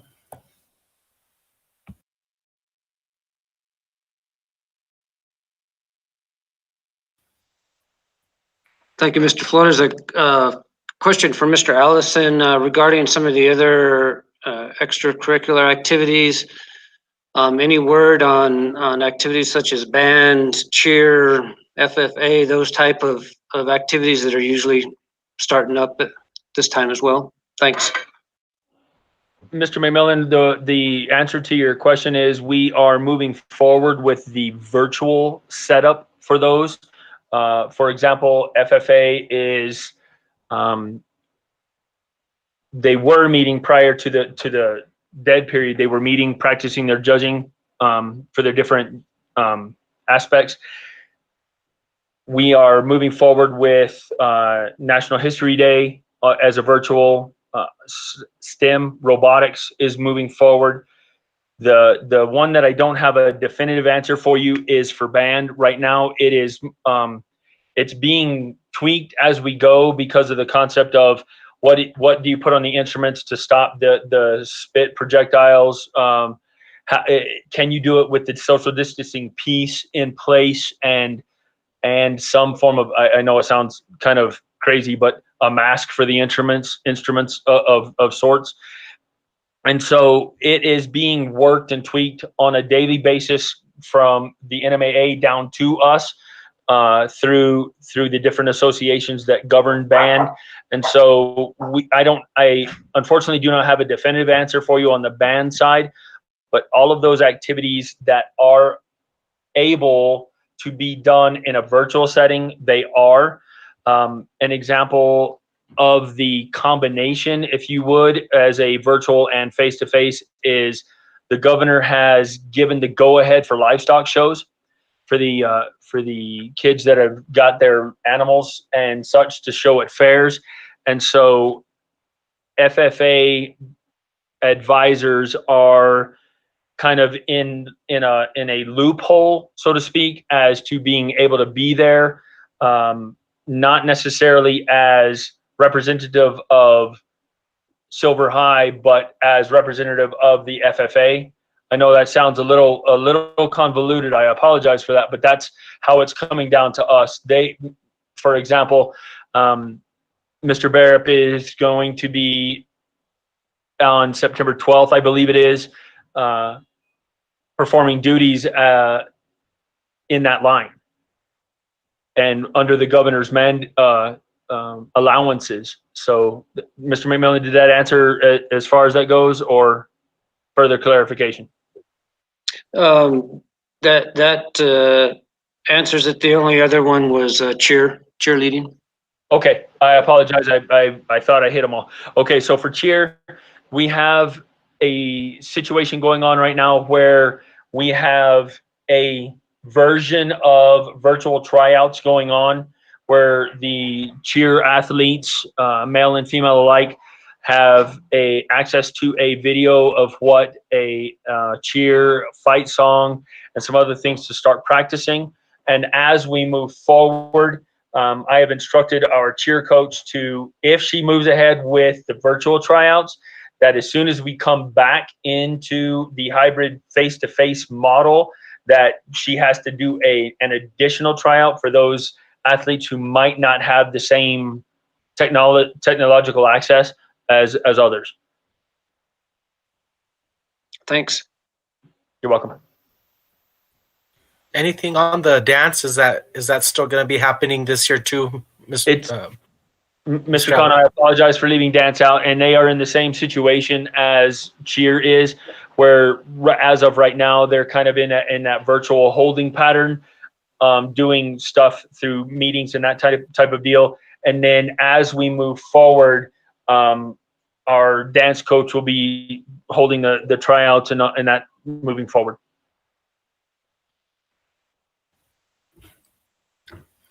Thank you, Mr. Allison. Any other discussion? Mr. McMillan. So we've heard from a number of folks. And I guess looking at the calendar, would administrators be or think it would be possible to do something that was mentioned by Mrs. Orman with a gradual, I'm looking for it now, special ed students, then pre-K through third for a week, followed by the fourth grade through the sixth grade shortly thereafter. Would that be something that we would think would be a reasonable way to approach this? I do believe so, and I'll get to you, Dr. Diaz, but I think we when we do make the motion, when that time comes on the agenda, the motion will have to have a date on the motion, and the first group to come back is the special ed and the elementary kids. Dr. Diaz, feel free to chime in whenever you want. I just wanted to say I think the staged re-entry is a good thing, but I think we also have to make sure that there's clarity within the re-entry plan. And if we have too many start dates and we're not, oh, you're in the wrong grade starting here, it also breaks up different families. So say you have a third grader and a sixth grader. Now the sixth grader's not home to stay with the third grader. So that was part of my thoughts when we said we'll bring back elementary in whole together, because then all those kids are in school. And, if the secondary's home, well, that's okay. But it doesn't leave the younger kids that, let's face it, in households, there are older siblings having to work through things with their younger siblings. And so if we stagger that, I'm just worried that there's going to be a little gap in there. So and confusion for parents. Is my kid going back this week? Are they not? Are they going? So I just thought that lump sum of K through 6, it's okay, it's elementary. and okay, we're dealing with kids with special needs or special education IEPs, just really succinct blocks. When we go back, then it's La Plata and it's Silver High because they're two different facilities. So I just don't want to have so many caveats in there that all it is confusion for people. It makes sense from a systems perspective, but to me, that's why I was trying to lump kind of elementary, special needs, special education, and then secondary. So what you're suggesting is we lump elementary, sped, and special needs all together. Mm-hmm. Be the first start group. Uh-huh. Second start group would be middle school, La Plata. Mm-hmm. And the third start group would be the high school. My proposal would be that, and I'll just throw out dates because I'm going to throw out dates, but my proposal would be that September 21st, we plan for elementary to go back K through 6, and then also have all special education students in, within their IEP guidelines come back, and that includes the secondary kids who have those special needs. Okay. They would go back to their facilities, and we don't have to go into that many weeds, and then to have the secondary, which would include La Plata Middle School and Silver High School, go back starting October 21st, because that's the first Monday after fall break. Just a thought. Okay. And one thing, this is a little bit backtracking, but it's something that we haven't addressed. The administration was going to do the proposal of the 10 additional days, and some of those days were going to fall in fall break. And so I think we need to know, we may not even know yet if that has been approved, but that also kind of changes things. Oh, I'll get to you, Mr. Clough. Hold on a second. And Michelle, I see the Monday after fall break as October 19th.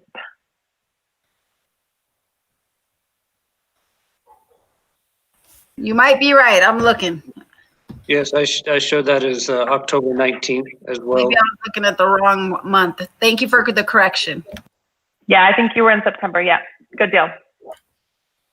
Mr. Clough. There we go.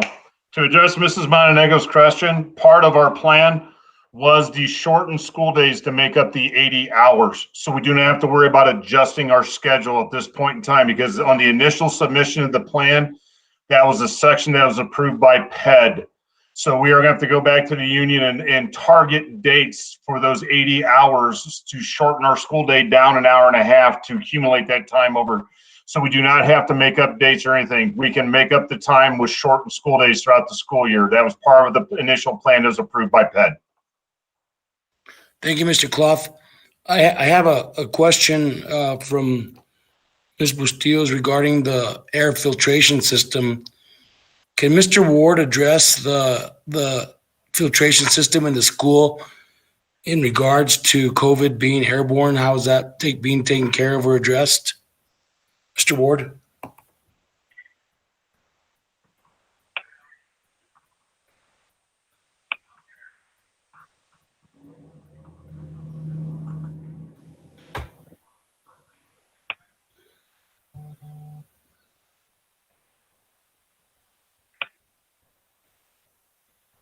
Mr. Brown, do you know if he's on or left already?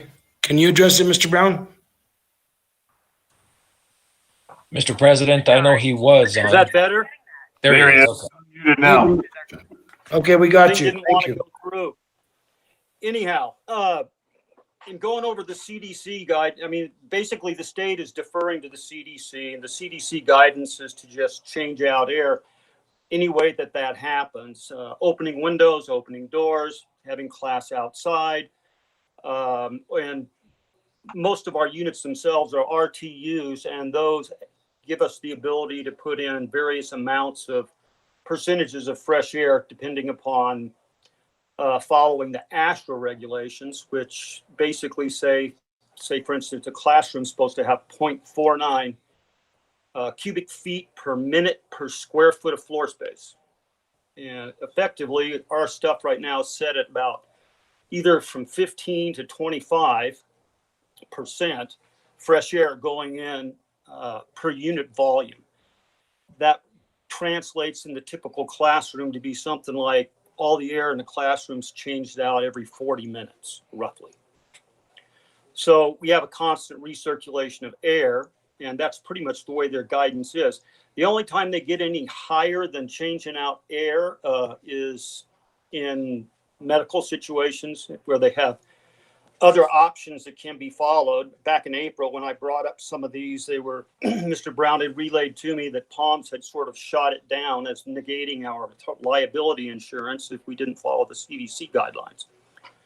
So I haven't pursued those options at all anymore, but we definitely fall within the realm of everything the CDC recommends that we do as far as air quality goes. Thank you, Mr. Ward. Dr. Diaz. And I would just encourage all administrators and teachers to be very creative about outdoor settings. And that may mean us utilizing our parking lots, the huge fields at La Plata, the playgrounds at 6th Street with canopies and things like that, because there's great data to support decreased transmission in open air settings. And we live in a perfect area for that.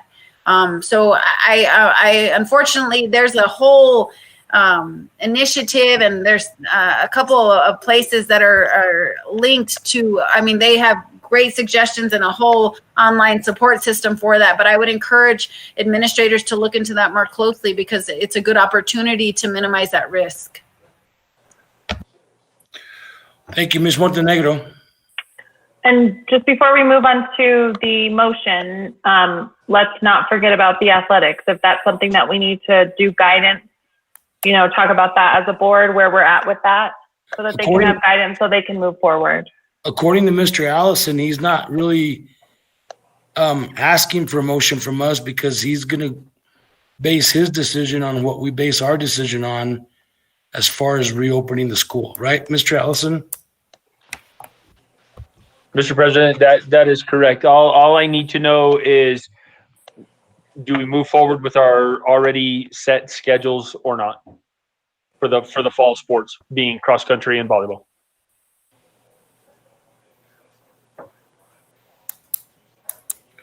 Mr. McMillan.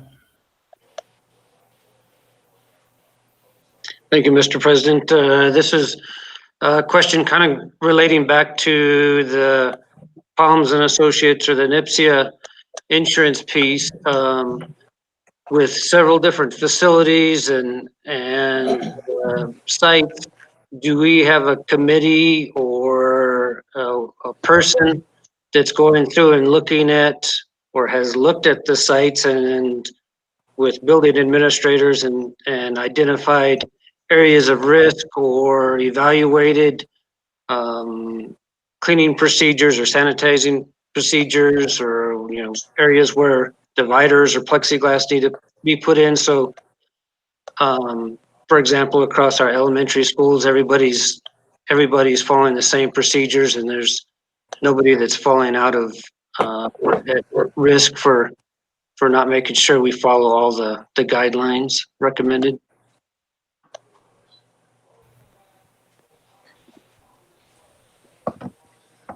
Mr. McMillan, I can tell you that Mr. Ward has been to every one of the schools within the district, as well as facilities, such as central office, for example, and any needs for the plexiglass. He and his staff have addressed the needs for each of those individual facilities.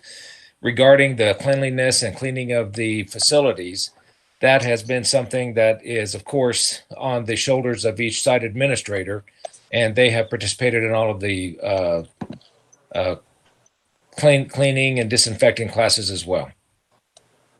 So it should be general all across the district. Pretty standard.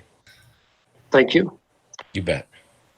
Thank you, Mr. Brown. And just for the information of the board, we before we even get to the motion, we still have to do our open public comment, and there are several emails I have to read. So just FYI. Any more discussion? We've discussed a lot. We've talked about a lot of the issues that Ms. Bustillo's brought to us regarding PPE and insurance, and I think we've covered a lot. Thank you all. Mr. Brown. Mr. President, I'm sorry to interrupt. Thank you for allowing me to do so. It was just brought to my attention that the next training for our custodial staff regarding the use of the products that is being provided by one of our suppliers is on September 15th. And our custodial staff will be out all morning for that particular training. And so whenever you all decide on when to return, please keep that in mind, that our custodial staff will be in training as well as our administrators for that particular day. Okay, thank you. Yes, sir. Anything else before we move on? Mr. Khan. I just want to throw that out there, Eddie. It just seems like a lot of preparation before, if it does go hybrid. It just seems like there's a lot that's gonna need to happen, which it feels like just hearing everything doesn't feel like we're ready yet. At least it looks like we don't have everything set up. Looks like things have been ordered, but I personally don't feel like we're actually ready to jump into it because there's so much preparation that needs to go into the piece of each school. I just hope whatever dates are decided, if we go hybrid, that we're up and ready to get into the hybrid model. Well, I think our staff has been up to the challenge. I have complete confidence in them. I think given the date set, they will be ready. And I'm just happy we have the staff that we do, including administrators, custodians, food servers, security guards, everybody. Dr. Diaz. I'd echo your comments. I've touched base with several administrators who feel like as long as the PPE is in and the dispensers, they feel like they're going to be good to go. I've asked them that direct question. What would be a comfortable date? What do you feel? What dates would feel like you could have your site ready to go safely, and I think they've all felt comfortable with that timeline when I've asked just different scenarios. For what it's worth, they've really stepped up. Everybody has. Absolutely. Thank you, Dr. Diaz. Any further comments before we move on? Very well. Thank you all for the discussion. Next on the agenda is open public comments. And as Mr. McMillan stated earlier, we've received several emails, and I'm assuming not all of them were specifically indicating public comment, but I'm going to take it as they were indicating public comment. And the last one I got before the deadline was at 4:50 this afternoon. So if you guys bear with my throat, there's a lot of them, so I'm going to move on as quickly and as clearly as possible. So I'll ask you to hold all questions till I get through, because I'm going to be looking at this other screen and the paper. So yell at me if you can't hear me or something happens. The first one's from Spencer Laney. He's addressed to the board. I would like to offer my opinion as to opening schools. I do not believe that a virus with a 99.9% survival rate should shut down a nation. I do not agree with the tyranny that is going on and want to see the schools and businesses open back up 100%. I do not agree with requesting masks or social distancing. These things are destroying our youth. Thank you, Spencer Laney.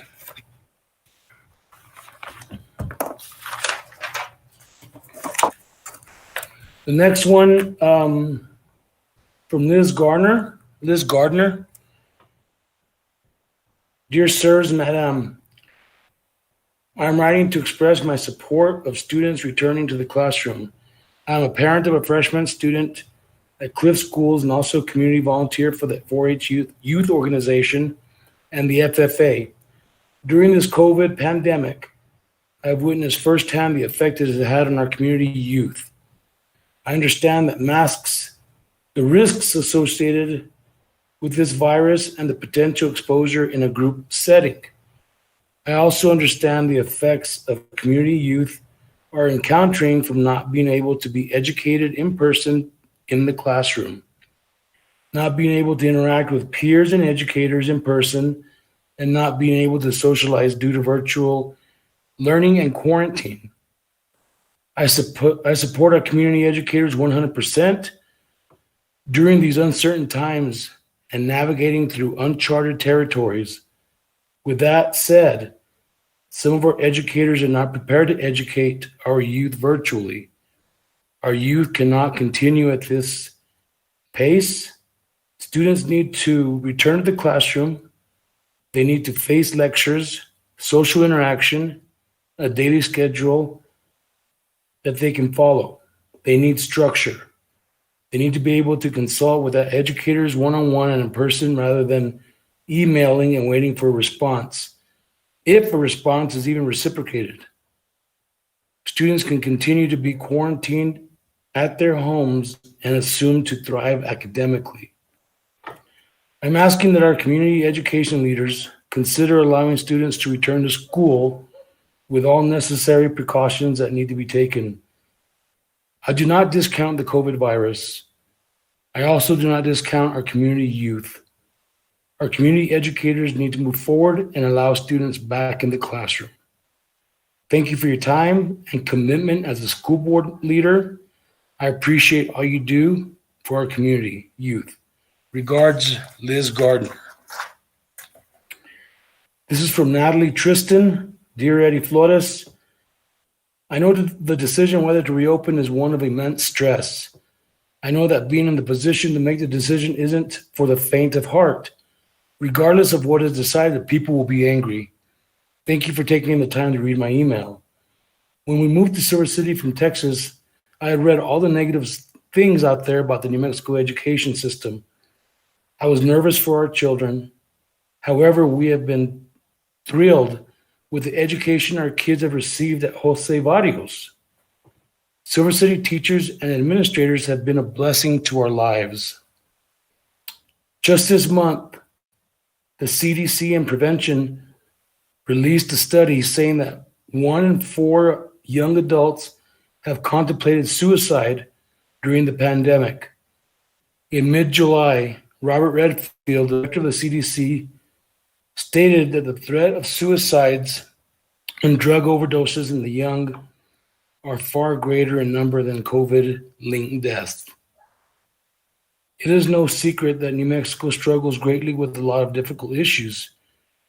New Mexico ranks first in the nation for youth suicides, 50th in the nation, has the second highest poverty rate, second highest violent crime rate.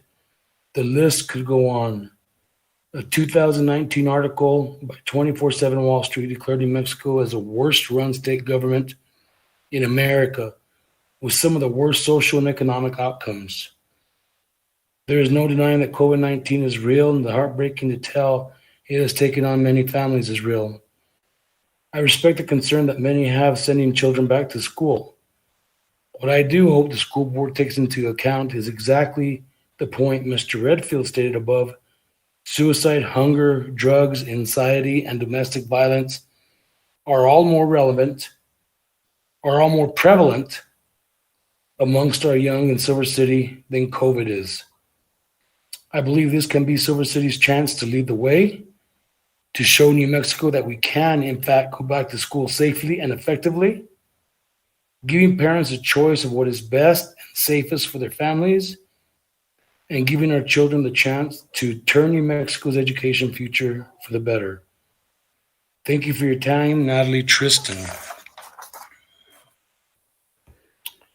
Jamie Sturgill, to Eddie Flores, please let our students get back to school as normal. We know how to be safe, and numbers of infected are extremely low.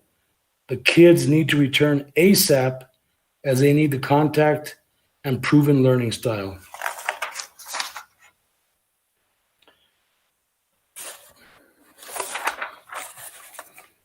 Jared Barrow, to the members of the Silver City School Board, I don't envy your position, since there will always be those who are so quick to take to social media with an overdramatic post ripping you for any decision you make. My wife has already written you in regards to our son, and I echo and second what she has already said. Online school may be effective for an older group of kids, but it is a complete disaster for younger kids.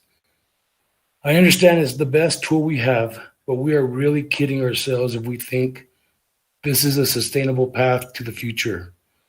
I sincerely hope our goal is to get kids back in school sooner than later. Let me repeat, please return kids to school. Best regards, Jared Barrow. From Tanisha Fell. Hello, Mr. Flores and the Silver Consolidated School Board.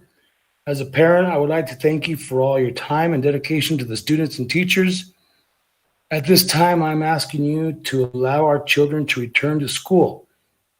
Online learning has been hard to navigate, and not only for students and parents, but also teachers. Our children need to return to school. Thank you, Tanisha Fell. Pardon me. Good afternoon. From Kelly McDaniel. I strongly encourage Silver Consolidated School District / Cliff School in particular to open school as soon as the governor allows. Yet, also allow any parents who desire to keep their children out of the classroom due to COVID-19 to have their children attend school online. This takes the responsibility and pressure for the decision to place our children in the classroom or keep them at home out of the hands of the school board and places the decision on the hands of the parents, where it should be. I propose the same for extracurricular activities, again at the level that the governor allows. My family relies on the public school system to provide our children an education and not childcare.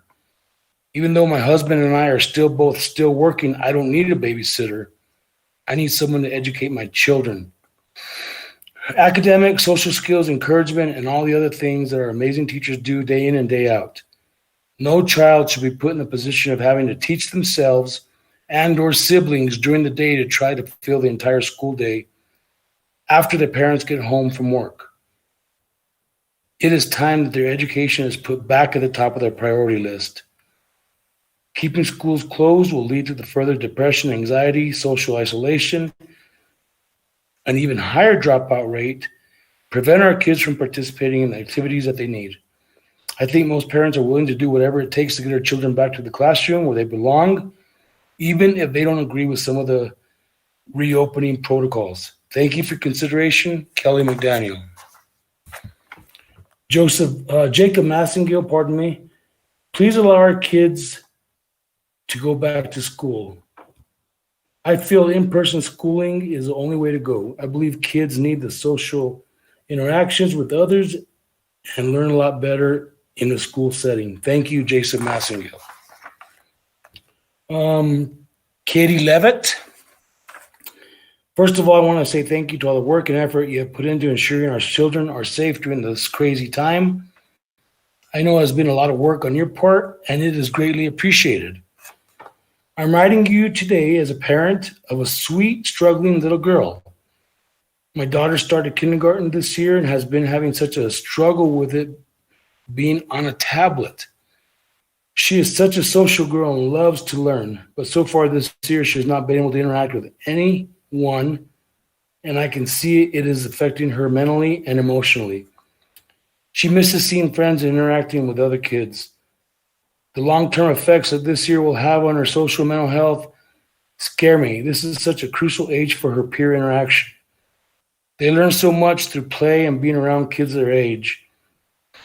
I am worried how much this will set her back. Academically, the distance learning is not working out.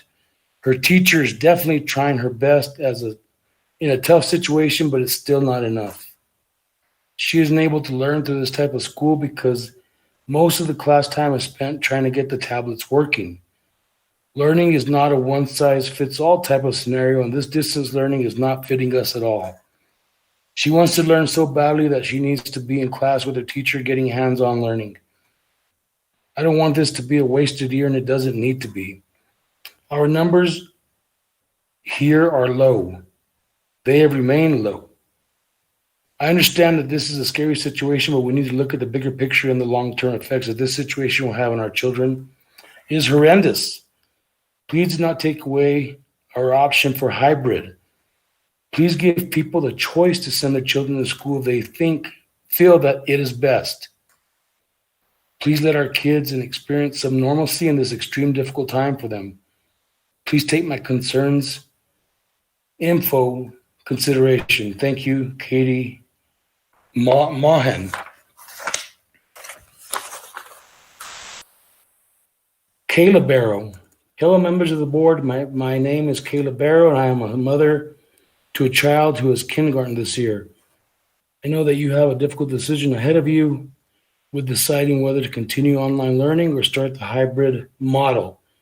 And I wanted to make sure that my experience was considered before you make this decision. I have a son who attended Silver Scholars last school year. He has been diagnosed with autism. So he also has an IEP, as well as services in OT, speech therapy, and social work. During last year, when we had to switch to online learning, we experienced a lot of struggles. My son has a difficult time interacting with others. When he was physically in his class, he often would participate in the class and had a lot of opportunities to interact and socialize with other kids who were able to show him how to play. This was such a great experience for him. However, once we started doing online class, he would totally shut down and not participate. He did not want to answer any questions from teachers or participate in songs or books. It was a fight every single day to get him on the computer for just a few minutes. These are also with kids and teachers who he had known for the majority of his school year, and still he wouldn't participate or interact with them. It was a relief as a parent for the school year to end because of how difficult it was. Now that we have started kindergarten on the computer, it has been even more difficult. If I thought doing online class was difficult in preschool, it's 10 times harder now that he has no clue who any of his teachers are or the kids in his class. He hasn't met them in person, and when he gets on the computer, it's a struggle to have him sit for 30 minutes.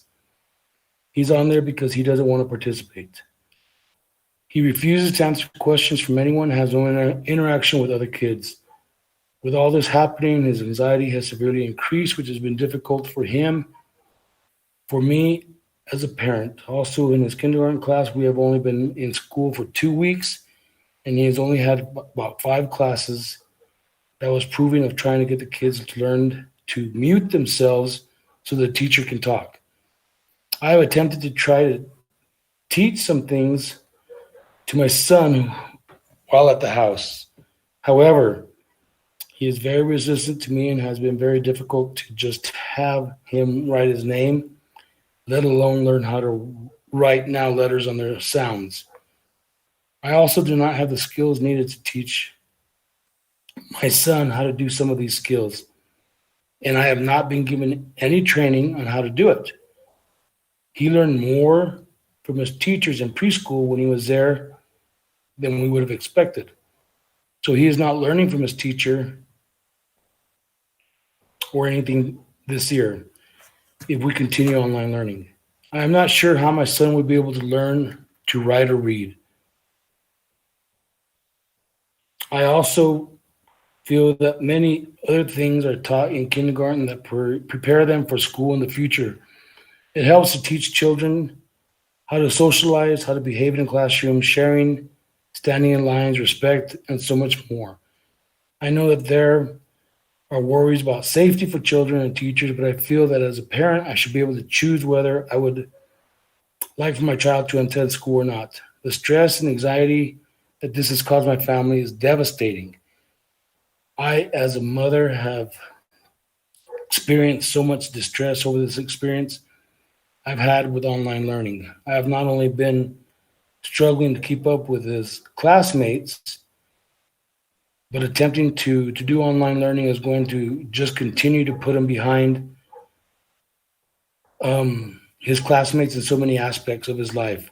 And that is what hurts me as a mother. The most I know that there are a lot of safety risks when sending children back to school, but I worry that the long-term effects may be more devastating to these children socially, emotionally, educationally, and physically. I hope we can find a solution to these concerns. I know that these are just a few of my concerns, and I have many more, as do other parents of our school district. Please take these into consideration making your decision. Thank you for your time, Caleb Barrow.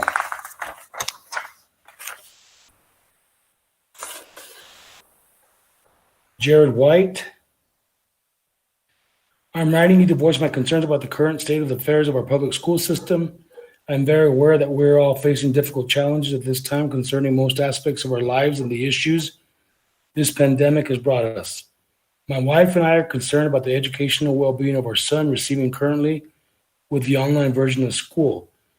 The amount of time it is actually receiving instruction and working on assignments is minimal. Along with these problems, we also face difficulties with technology and functioning internet connection. Honestly, it seems like we spend more time to get the computer program's internet to function properly than our son does doing his instructions and lessons. I'm concerned that he's going to fall behind and stay behind if we continue down this path. We are currently looking at having to hire tutors or other means of education to help him. But my wife and I have full-time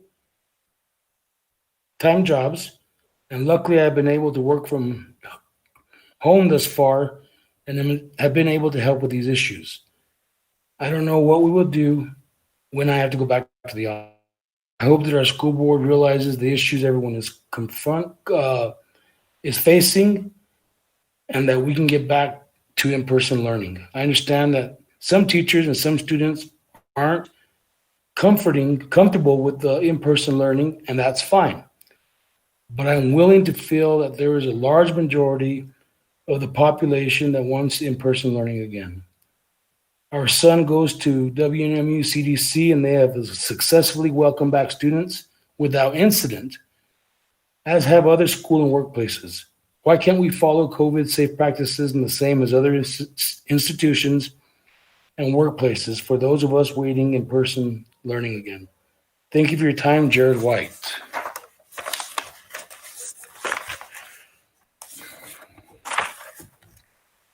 Peter Wyman. I hope that you good people use facts and statistics when making the decision to reopen our schools and not be swayed by special interest groups who are backed by huge amounts of dollars.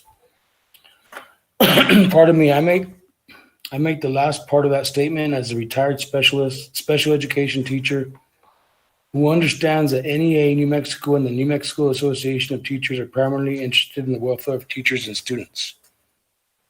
The following is from New Mexico Department of Health website and is current as of August 31st. Since the health department began tracking COVID, there have been a cumulative total of 8 positive cases in age groups 0 to 19. The website does not break down recovered cases by age group, but it does show recovered cases for all age groups in Grant County. There have been a total of 79 positive cases in the county, and 38 are listed as recovered, just under 50%. 0-19 would yield a total of 4 of these cumulative 8 cases being active. Do we really want to keep our school closed for what is likely 4 or 5 active COVID cases in school age Grant County children? While there is likely a small number of untested positive in those age groups, I believe most parents are more likely to have their children tested when compared to the overall population. I never found much humor in the decades-old joke, New Mexico 49th in education, thank God for Mississippi. Instead, I find it a sad reminder of the dismal state condition of our education system. In my career, prior to education, I worked with corporations that were looking to expand their families and were conducting nationwide or regional location searches. Do you know where the number one influential criterion is before the cost of living, housing available, healthcare available, arts and recreation amenities, crime stats? It is the availability of an educated workforce. Unless and until New Mexico makes strides in improving that 49th ranking, we will continue to fail to attract employers to our state. And we will continue to watch our best and brightest feel that they have no choice rather than to relocate out of state and search for a successful career. Expecting our students to do well in a virtual classroom that is implemented through a short-term emergency basis is foolish and wishful thinking. Kids need teachers and classrooms. I hope you help to break that cycle of failure and vote for reopening our schools. Thank you for your work and dedication to our students.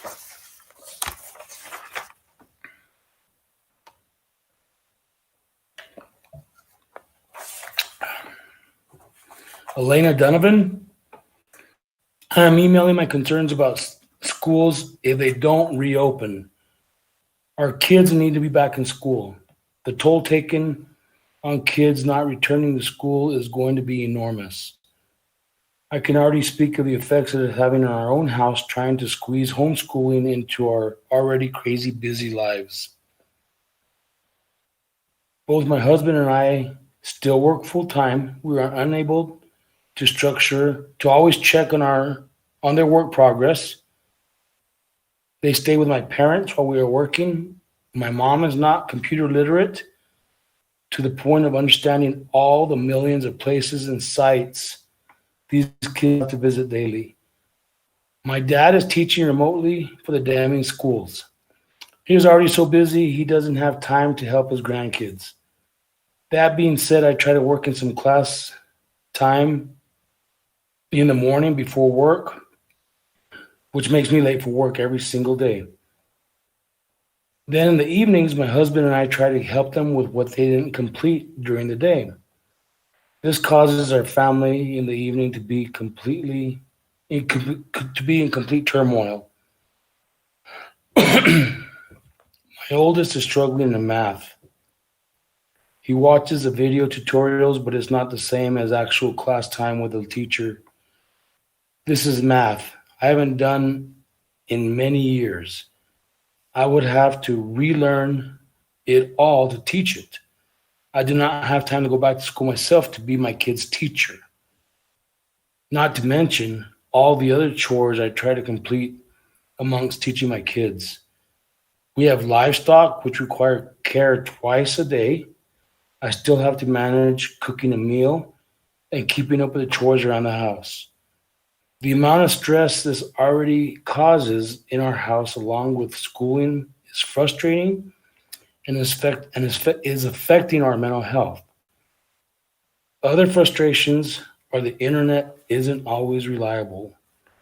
My oldest completed a 100-question quiz. As soon as he hit submit, our internet must have been down. It lost all of his work and he had to redo it the next morning. Trying to keep up with different apps they're using, go to this page to access this page, or go to this app on, and don't forget to mark as done. It's just too much. Computers can be handy, but I don't think the internet is handling the overload of kids using it. The programs don't function properly. Computers are cluttering our lives. Need to go back to good old pencil and paper and actual in-person instruction time. Things are just too difficult to navigate. That was part of the problem.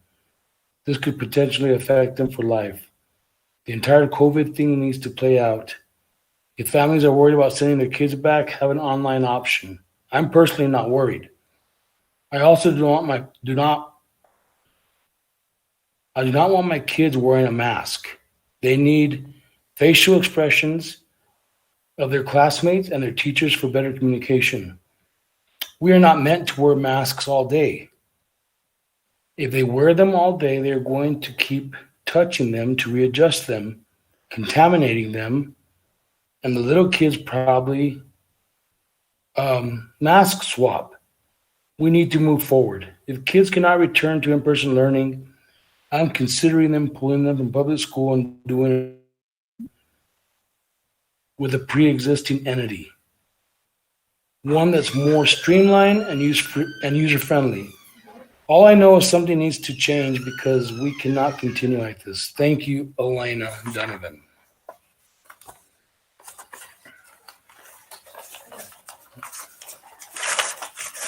Give me a second.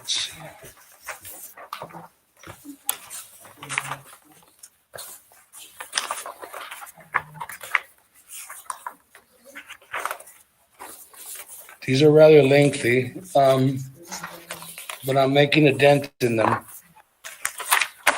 Okay. Darren Harsh, good evening. I'm reaching out to you as a concerned parent. I am pleading with you as we approach the meeting in which you will make the decision that holds the fate of many students in your assigned district. Please vote to allow parents the option to either choose online or hybrid learning. I fully believe that all families should have the freedom to choose based on their own needs. However, I also believe that we are not fighting hard enough for our children to obtain a worthwhile education that they are entitled to. I have 2 children in the district, a 9th grader and a 4th grader. Our youngest is in special education with an IEP and requires significant assistance in order to learn. She, most like many students needing assistance, is in the group that is being failed by online learning at this moment. As a parent and a professional, I can vouch that she is not being provided with a free and appropriate education within the least restrictive environment. She requires hands-on learning and deserves to learn and grow amongst her peers, not secluded in a small online video classroom. I understand that some teachers and staff are not wanting to come back at this moment. However, that personal decision not to work should not be impacting my children's education. And the board should make every effort to consider the needs of the children as you vote. Your vote will have an impact on our children's learning and social, emotional well-being, which has already been negatively impacted by the pandemic. And I urge you all to provide families with the option to choose hybrid learning in the 2021 school year, which is the only viable option for adequate learning this year. Thank you, Darren and Cole Harsh. Brittany Iwasa, and forgive me if I didn't say that correctly. Good evening, teachers and administrators. I want you to know I appreciate the dignity of the position that you're placed in deciding the fate of our students for the remainder of at least this school year.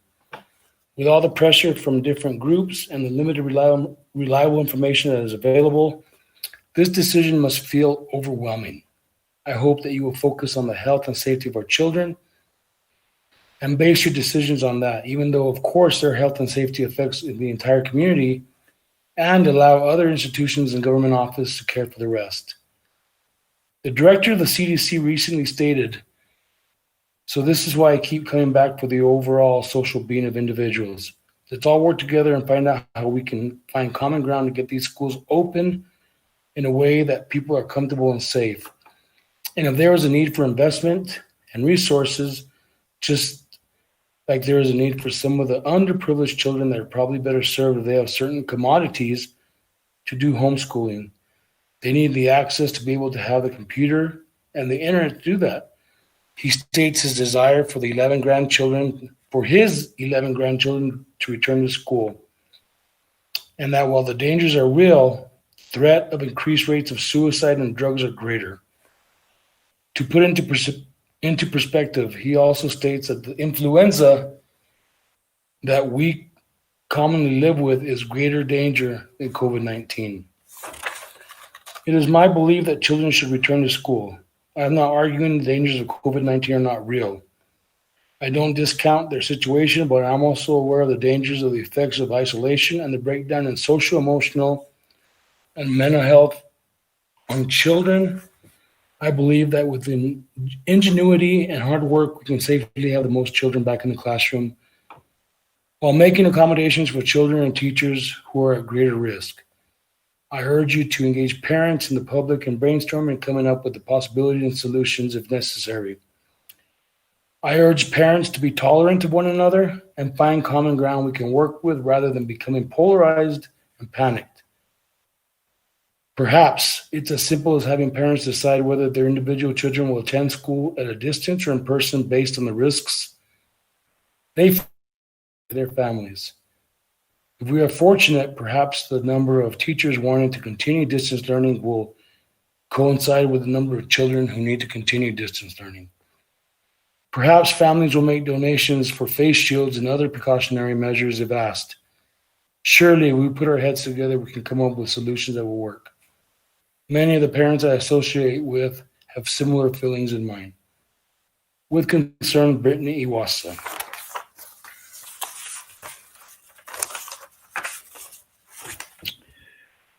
This is from Heather Stevens. Hello, everyone. I'm a mother of 3 school-age children in Grant County. I'm pleading with you to hear the need for our children to be back in school in a structured learning environment. The online schooling has been difficult and useless to many of your staff, and to the students. With several different programs being used by different staff members in the same grade, students are wondering, and working parents spend more time attempting to understand the way to work with each program rather than actually learning their curriculum. I've spoken to each one of my children's teachers, and they are all frustrated and agree this online program is not working. With what we know about COVID, it is preventable and can be stopped with proper hand washing, cleaning of surfaces, and monitor temperatures. At the beginning of every class, have the kids sanitize their hands and desks. I do this in a healthcare facility where we test patients for COVID, and not a single staff member in our clinic has tested positive for the entire pandemic. That says something if you ask me. Also, the suicide rates of our youth. My children are subject to depression, and we are causing more problems than we are fixing in social networks by changing their lives drastically. Give parents a chance. If parents feel it is better to have their child stay at home, they can. Those of us who want our schools reopened allow us to get our kids the help they need. I have 2 IEP students that I cannot assist in learning because I am not a trained teacher. They come and clean the schools at night if need be. Please open our schools back up. Sincerely, Heather Stevens. From Elida Burchett. I have 2 boys in Cliff School. I have been seriously looking into homeschooling, not through this district because of the absolutely horrible education my sons have been receiving. They don't get enough instruction from the teachers as they juggle schedules and poor internet connections. The programs they have been a nightmare. The poor teachers weren't trained in the programs. And as a parent juggling 2 kiddos, I spend time fighting my own temper because I am so frustrated as I try to figure out the programs and keep my cool around my frustrated, upset kids. Savas is especially ridiculous. This one needs to go. We have also been subjected to a couple of classes where verbal abuse was taking place in the background, and we had profanity come through loud and clear before it could be muted. I would rather let the kids back to school, and as a community rally around to help those who are at risk, need assistance and resources in these uncertain times. I've also seen a decline in the mental health of my oldest son. He has been legitimately depressed. He has exhibited some very scary, borderline self-harm behavior. Elida Burchett. Randy White. I'm a parent of a 3rd grade student at Harrison Schmidt School. I'm very concerned by the lack of education my child is receiving through distance learning. My child has 1 meeting with his teacher 4 times a week. It lasts for 30 minutes. He has received 1 to 3 assignments a day that take 30 minutes at most to complete. I hear that other families in the district and in corporate district that their children have many meetings with their teacher throughout the day, and it takes the entire school day to complete their assignments. I have had to supplement and become a homeschool parent to try to help my child fill the gaps. My concern is that the teachers do not want to return to school because their workload is much lighter, only providing the children with 2 hours of their time a week and still getting paid the same. Below is a post from Facebook from the Silver Consolidated page. It is very concerning to me that the children are suffering and will have to pay the consequences. New Mexico is already so far behind the other states, as you well know. Please help us get our children back to school. This is so critical for the rest of their lives. My 4-year-old son attends the CDC at WNMU, and their safety precautions have been very successful this year. I believe if 4-year-olds can wear masks and keep them from spreading the virus, so can elementary age students. Thank you, Randy White.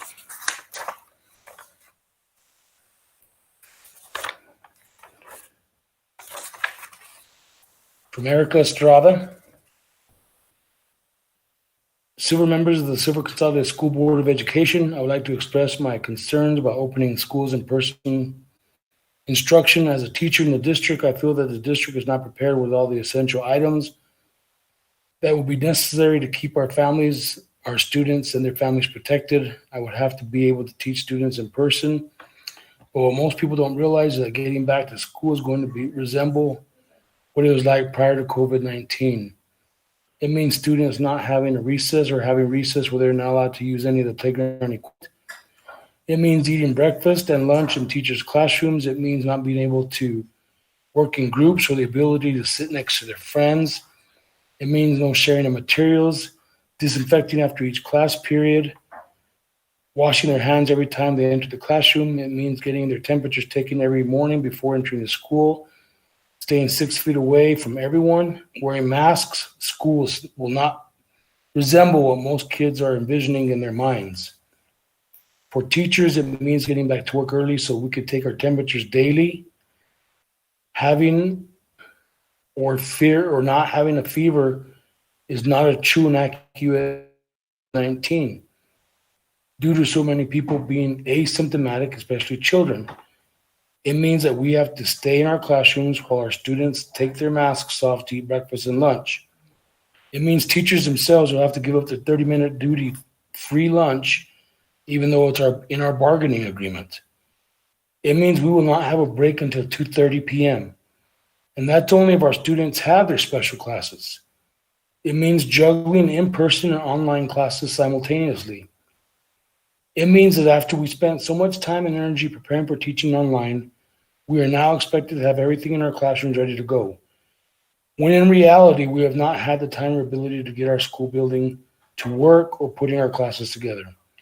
It means trying to figure out with all the additional expectations when we will have time to actually teach. Teachers have absolutely no assurances that they will be safe.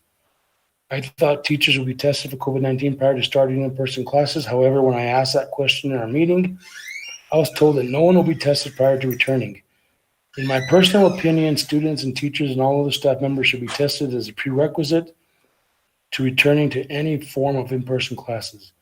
As of yet, the district has not been able to verify that they have the necessary PPE for their staff. We also have a student that requires everyone that interacts with him to wear a clear mask.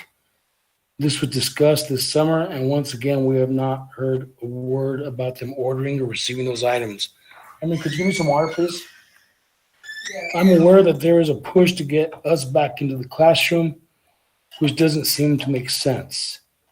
If you really think about it, the hybrid model is going to create more confusion and stress for teachers, students, and their families. We will only see our students twice a week, when at the moment I'm able to teach all my students 4 days a week. The probability of us going to hybrid and then having to return once again on the online model is fairly high. It would be more detrimental to our students' education, mental health, and potentially physical health for them to have to be yo-yoing back and forth. We all need consistency. As it is, teachers have had an exponential amount to deal with and accomplish prior to COVID-19. I have to wonder if this profession is worth placing me and my family's health at risk. My job is taking so much of my time away from my family. I don't want to say that someone I love has been taken away from me because I had no choice but to expose myself. And doing so, I exposed them. I should not have to choose between my family and my livelihood. I'm sure that if something were to happen to me due to contracting COVID, the district's The district wouldn't be there to pay for my medical bills or provide for my daughter. Yet we are being asked to put ourselves in harm's way. I'll be the first to admit that online learning and teaching is not ideal. However, teachers and students have been working extremely hard in order to learn all the technology and platform programs that are required for online teaching and learning. Every time I think things are starting to fall into place, I get the rug swept out from under me. There are many questions that still have not been answered. I feel that it would be in the best interest of the students, teachers, community, and the district to continue with the online model for the semester. Thank you for your consideration in this matter, Erica Estrada. Okay, I'm down to 3.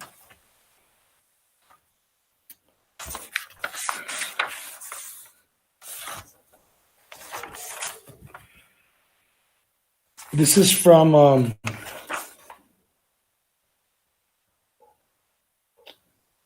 Cynthia Bridgman. I hope that you good people will use facts and stats when making the decision to reopen our schools and not be swayed by the special. No, I read that one already. I'm sorry. The last one. Good evening, good morning.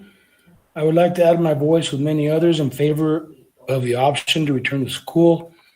I understand that there are many factors in making this decision. I also recognize the great effort that has gone into making virtual learning the best it can be. However, with the option now available of returning at least part-time in-person learning, I believe the benefits outweigh the risks. Watching the press conference last week, I believe that the governor and the Department of Public Education feel strongly that the best place for our younger children is in school. They understand that virtual learning is very challenging, especially for our youngest ones. I was a preschool teacher for many years, and I can't imagine how hard it would be to try to teach fine motor skills, social skills, and classroom etiquette to 4-year-olds through a computer. I also have 2 children at home trying to navigate the virtual world of school. Their teachers are amazing and are doing a wonderful job. I can see their struggle right along with the kids. I really believe that the best option for children is to allow families to choose between the hybrid model and 2 days of school in person with 2 days virtual learning and continuing to learn full-time virtually. This will help take into account those families with difficult circumstances for their health and employment. There are many families with both parents working, so those children are trying to do the best they can on their own but are missing out. It will allow students to receive the services and therapies they need and allow families to access the food, care, and supervision that they may be missing at home. I know that this is a challenging time for all of us, and a great weight rests upon your shoulders. Please consider the voice of the community. Thank you for your time. Regards, Wendy Kempton. That's all the public comments.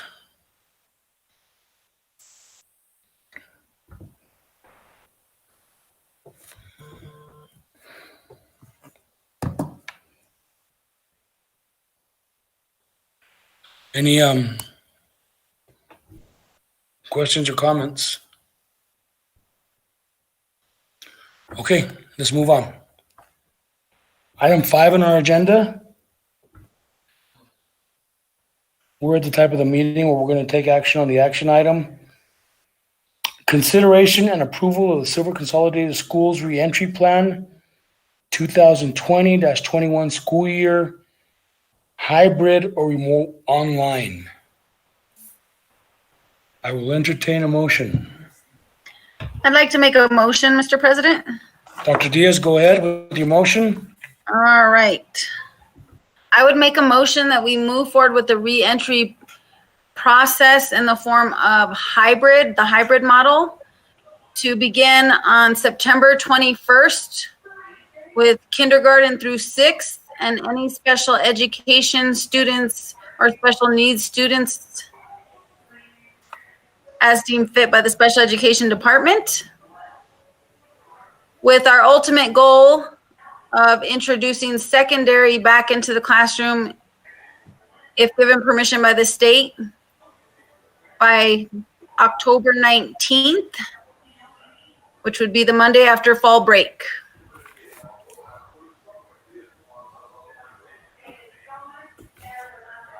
I would Okay.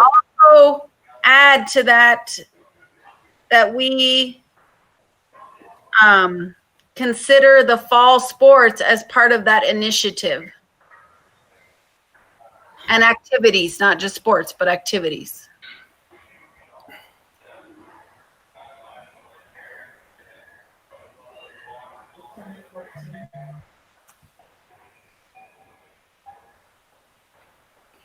We have a motion. Do I have a second? Second. Second by Ms. Montenegro to move to the reentry of the hybrid to begin September 21st, K through 6th, and SPED and special needs students. And pre-K. And Pre-K. Pre-K and pre-K. And the second opening will be secondary schools by October 19th. Very well. I have a motion and I have a second. Any discussion? Dr. Diaz? I just want to make it very, those who are uncomfortable with returning to hybrid model will continue to have the option of online services throughout that time frame within the Silver School District.